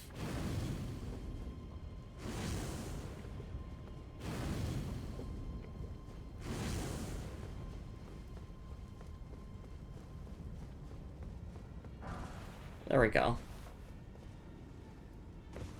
I thank him for always calling out, or, you know, talking out loud to himself so I can find him. Golden rune there. Try fire butthole. A classic joke. And yeah, we were kind of discussing it earlier in the stream. Lava is just a suggestion in Elden Ring.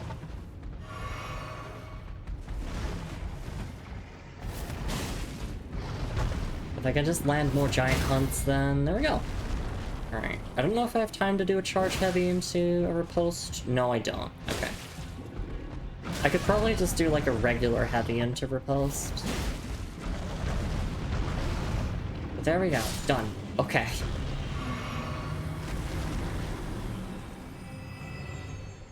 All of that for a drop of blood. Literally.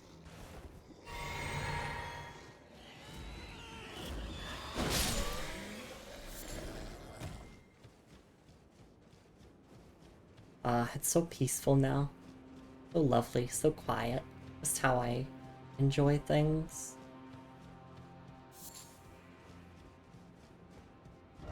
Ambush ahead.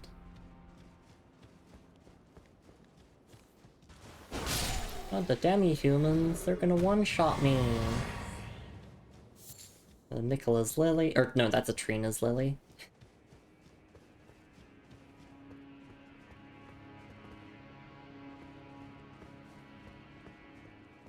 And the air is still as the grave.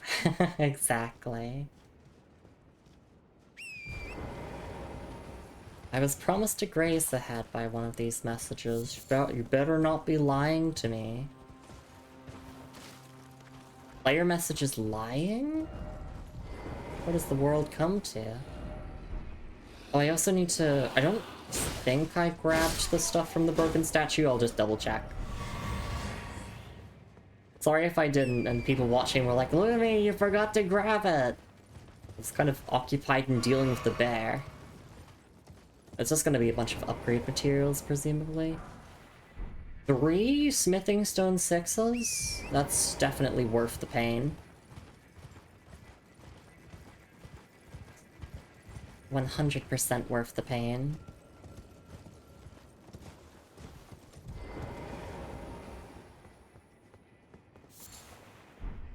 One gravel stone. Apparently it's rare, so... Are you fucking kidding me? It's just a bear, though. My heart. You can't do that to me. Bear was just chilling in the corner. A ranged battle. There's not anything if I jump up on the roof, right? There's a cool chimney. That's something.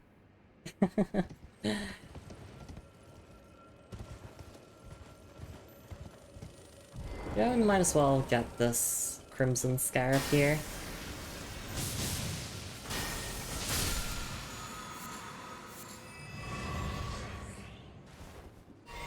I think this was on the way to, yeah, the village that I wanted to go to.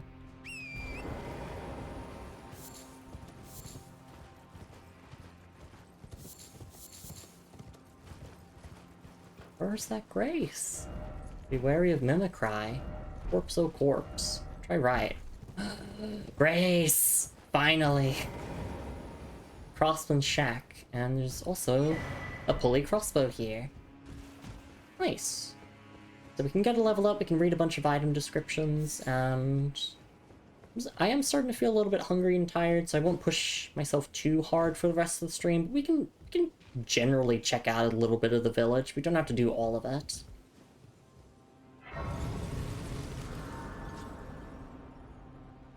I'm just glad to have a moment to sit down here.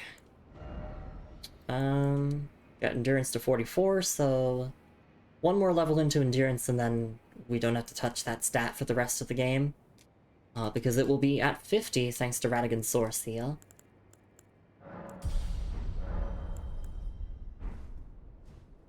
Alright, let's take a look at our stuff. We have 3 different item descriptions to read. Starting with the pulley crossbow. I recognize this. Crossbow made with pulleys and power springs, the complex mechanism, which required advanced mathematical and mechanical understanding to craft, was likely made by a certain genius who learned Golden Order fundamentalism. One touch fires a volley of bolts. Be warned, large stores of bolts can be quickly spent. And the skill is kick. I'm very happy with how your gift is turning out for after stream. Wait, oh? Okay, I'm interested. I'm very interested. But yes, after stream, I'll take a look at that gift. So this is pretty much the exact same description as the pulley bow. It does mention, yes, a genius who learned Golden Order fundamentalism.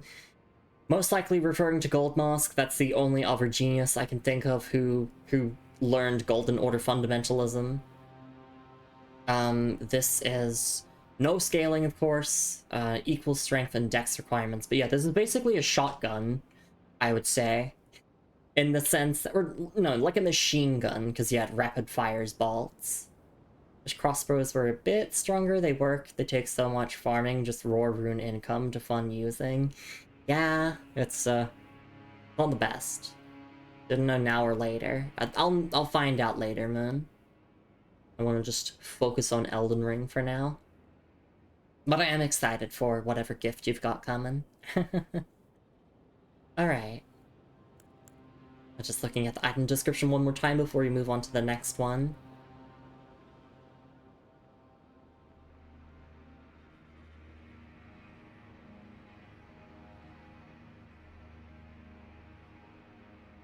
Alright. Let's look at the incantation, which we sadly can't use. Oh, because it's a sorcery. Goddamn sorceries. A roiling magma. One of the sorceries developed from the magma of Mount Gelmir fires a lump of condensed magma that explodes a short delay after hitting the target. Charging enhances potency and further delays the explosion. After discovering the ancient hexes of Gelmir, Ricard, son of Queen Renala, brought them back into practical use as new forms of sorcery. But there we go, that's the kind of lore that I'm looking for.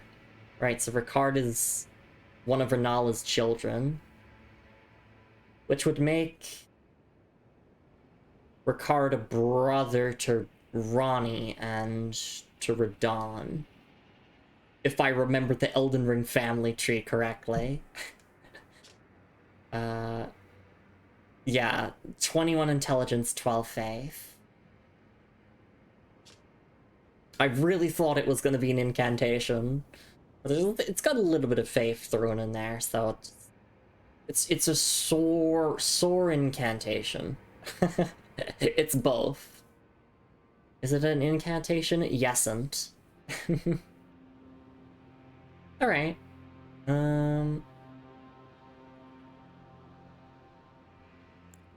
The ancient hexes of Gelmir is just interesting to think about. Potentially that's like the blasphemy that we keep hearing about. Like Ricard is often described as like blasphemous.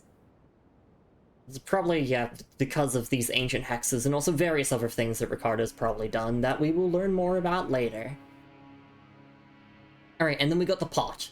The pot head, so I can finally become Let Me Solar Her. I can do the cosplay now.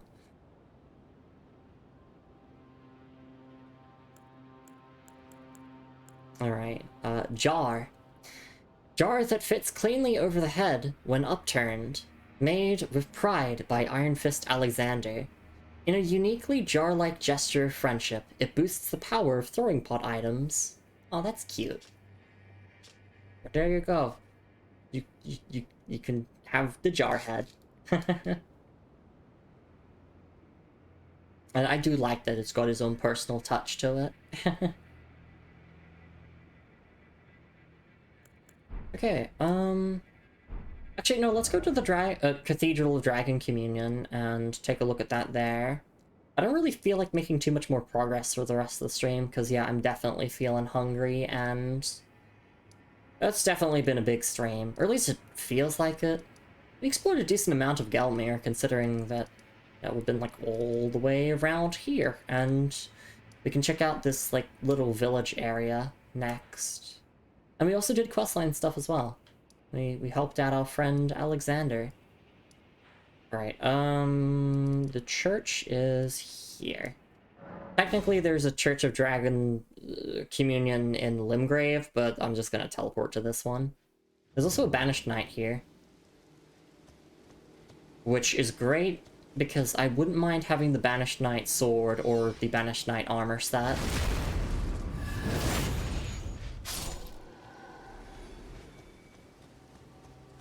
I really hoped that we would have gotten something from that, but no, we didn't.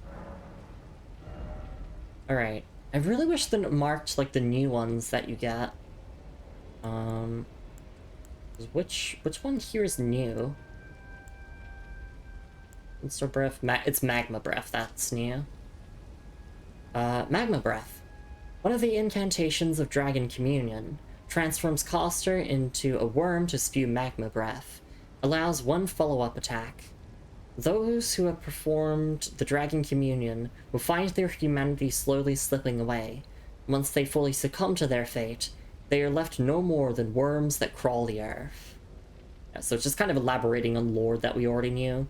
We could use this if I leveled 3 points in Arcane. Also, that's another reason why I wouldn't be opposed to leveling a bit of Arcane once we hit level 150. We could use like a 1 or 2 of these. Where's a Rotten Breath?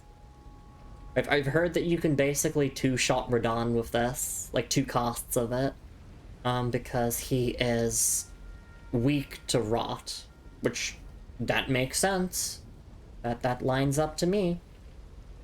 So you can just like hop on Torrent, cast it while on the move, and then just sit back and watch your summons do the rest of the fight, and then recast it for phase 2, I'm guessing. But yeah, that's basically lore that we already knew, that yes, by performing Dragon Communion, you will one day lose your humanity and become a dragon, or like a worm. I did that to Radahn once to see how well it worked. It was wild. Scarlet Rot from either a breath spell plus any form of regular poison can 2-cycle most bosses. Rotting in once takes them to like 30%. Damn. Yeah, stacking status effects is very, very good in Elden Ring. I'm glad that status effects are good in Elden Ring, because, like, in previous Souls games, status effects have just been kind of like kind of hit or miss. It really depends.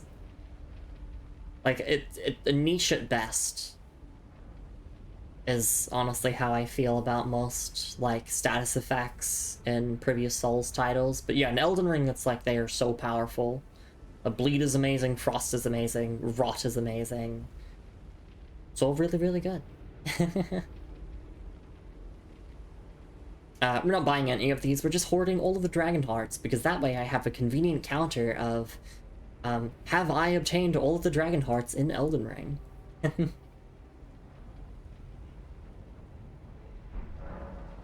Alright, sorry, I want to look at the description one more time here.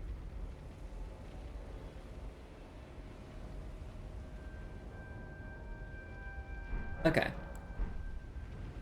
Yeah, I honestly feel like we'll wrap up stream here. I'm pretty exhausted and hungry. I'm hungry. Marika's tits, you must be hungry. I'm happy to wrap up at the Craftsman Shack. Was there anything like along here that I missed? I want to double back and take a look at that, maybe.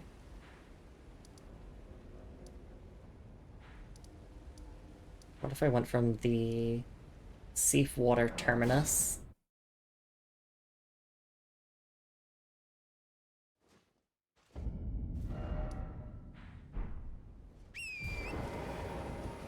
I did actually get myself some treats, so I'm really looking forward to delving into those after stream.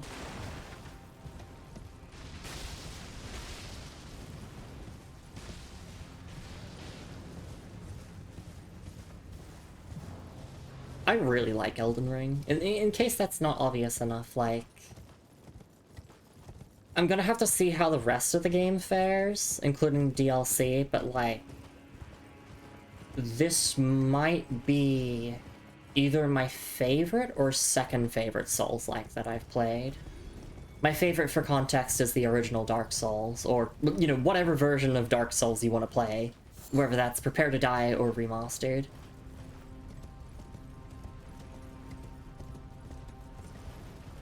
It's like, this game is giving me that same, like, wonder and excitement and exploration as the original Dark Souls gave me. Just on a grander scale. And of course, I've mentioned this like 100 million times, but just like the fact that this is in its own different universe and there's new lore to uncover, it makes me so much more invested in what's going on. Because with Dark Souls 2 and 3, it's kind of like you're going over the same few plot beats over and over. The game kind of hits you over the head with the same plot beats over and over because it's like... There is a bit of a story to tell with Dark Souls, but... like, if the series stopped after the first game, it would have been, like, complete as is. Hey Melissa, thank you so much for the self-care redeem. We're actually just about to wrap up here. I was just going back through that section there to see if there's anything I missed, and that is not the case.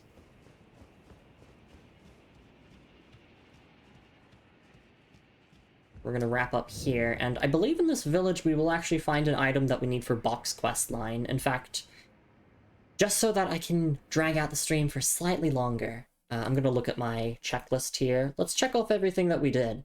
So we talked to Alexander, we did the magma worm. I think that, no, that's pretty much it. Oh, we got Deathroot 6, yes. We did the Gelmir Hero's Grave, and the rest of the stuff mentioned here for Mount Gelmir is primarily focused around Selen's quest line, because I do believe we meet a character here at Mount Gelmir who's connected to Selen, and so we'll actually be able to do her full quest line now.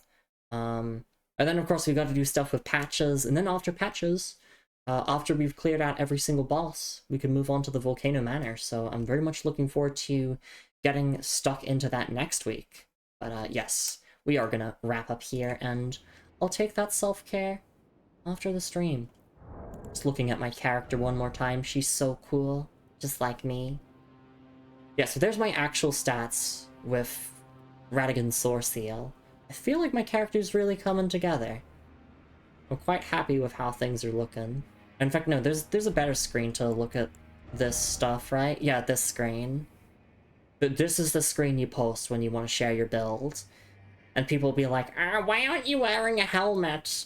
Why do you have arrows randomly equipped and no bows? Why are you using a small shield? Because it looks cool. And it fits. Because it's tied to the Carrion royal family. And I'm technically Ronnie's consort. So yeah, there's my actual stats there. 50 vigor.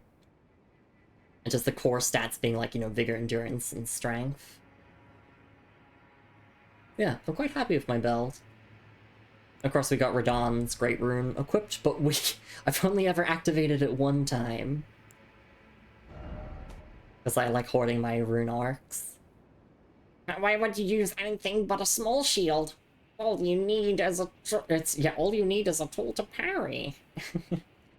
Well, you'd probably want to use the buckler, because the buckler has actual, like, better parrying frames. Small shields don't, if I recall correctly. Because there's a unique skill in this game called Buckler Parry that specifically mentions that it activates faster. I mean, if you're gonna parry, just use the buckler. Certain magic parries are superior? Okay. Actually, yeah, sorry, before I close the game, I'm using Tops's Barrier. Which is pretty good. I found it really, really handy, during, the Raya Lucaria Academy. It was super handy. I really should have used it against Renala. I think that would have been really awesome to just aura farm Renala like that. But the thing is with the Renala boss fight is you can just kind of hold down the run button and you dodge all of the sorceries. Button Retaliation from the Great Shields. It's my favorite effect ever. Yeah, that is very cool. I do remember that. Anyway, yes. I'm gonna wrap up here. 116 hours played. We're still in the base game, baby. But I had a really, really nice time with stream, and I'm really looking forward to playing more Elden Ring next week and getting started on the Volcano Manor and everything. Just gotta wait for the game to properly close. It's always nice lurking. Yeah, you mean raiding?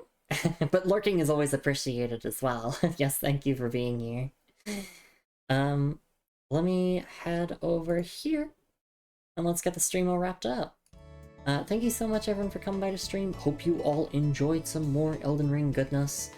Yeah, lots of boss fights done, lots of loot obtained, more questline progression.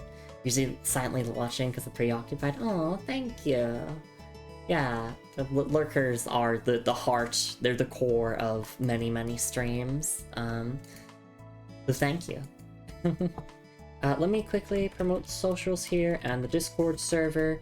I do upload my stream schedule every single week on both Blue Sky and Discord, and I do upload these Elden Ring VODs onto YouTube as well. I also have been motivated to actually start doing YouTube stuff more often, so I have a review video of Once Upon a Katamari on my YouTube channel. That's my latest upload. And I also have an upload of one of my Elden Ring Night Rain runs, kind of doing a post commentary and talking through the decisions that I made throughout the run. And I want to do more of those kind of Night Rain videos because, we haven't been playing Night Rain on stream, obviously, because we're playing Elden Ring, but I still do adore Night Rain. Night Rain is comfort food. It is just a nice and cozy game to hop on and just play a bunch of runs in. But yeah, let me thank everyone who came by to stream. I'll tell you what we're doing tomorrow. In fact, I'll tell you what we're doing tomorrow right now. Tomorrow, same time this stream started, we're doing a Flex Slot stream, which is going to be Monster Hunter Rise Sunbreak with my partner Moon here. She's literally here on the screen, right there in the chat window. And yeah, we're breezing through the main story of Sunbreak. We're just speeding through it, and it's been a really, really cool time because it's been my first Monster Hunter game, and she's been walking me through everything, and I've gotten pretty good at Monster Hunter. Did I just come back in time for you to end? Yes, we are wrapping up here. I was just saying that we're doing more Monster Hunter tomorrow, but thank you so much for being here, everyone. And yes, I was just about to thank everyone for coming by to stream. Shit. It's okay, Crusader. The VOD is always available, and the VOD will go onto YouTube if you really wanted to catch the end of stream. We were just looking at some item descriptions to end stream on. There's nothing significant after we fought the magma worm. Yes. Okay, anyway. Thank you so much for being here, Zero.exe and Alex Speedling. Thanks for being here, Moon. Thank you so much for being here, Crusader.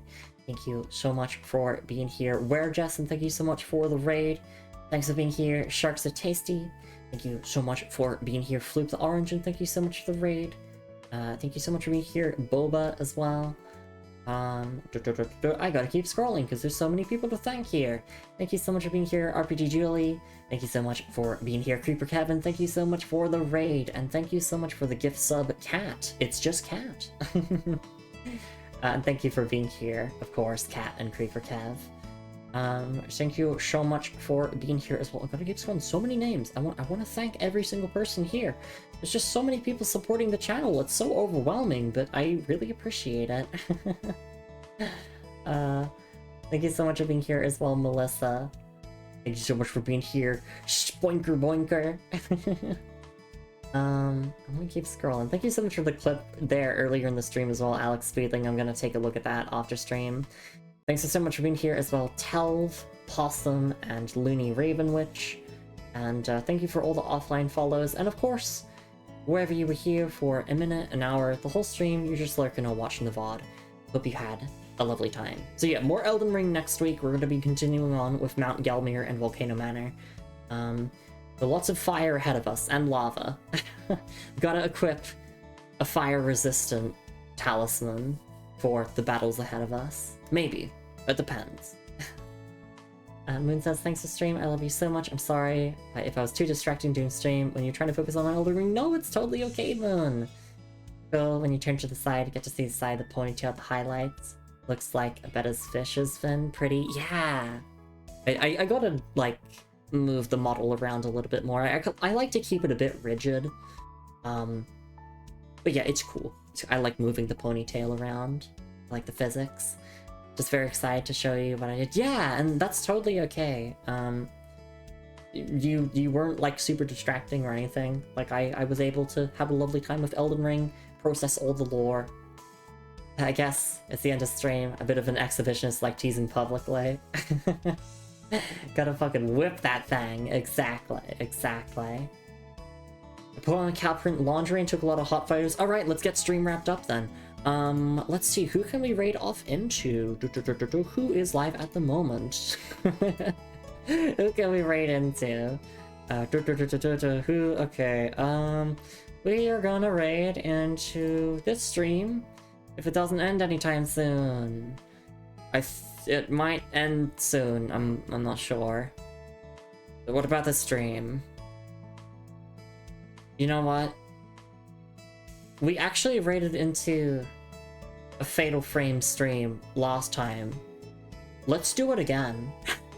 Let's raid into Purslin Doll, who is currently playing Fatal Frame Mask of the Lunar Eclipse. I believe the exact same game that we raided into before. Because, like, I know it's still Halloween for the US, so I feel like it would be appropriate if we raided into, like, something horror-related.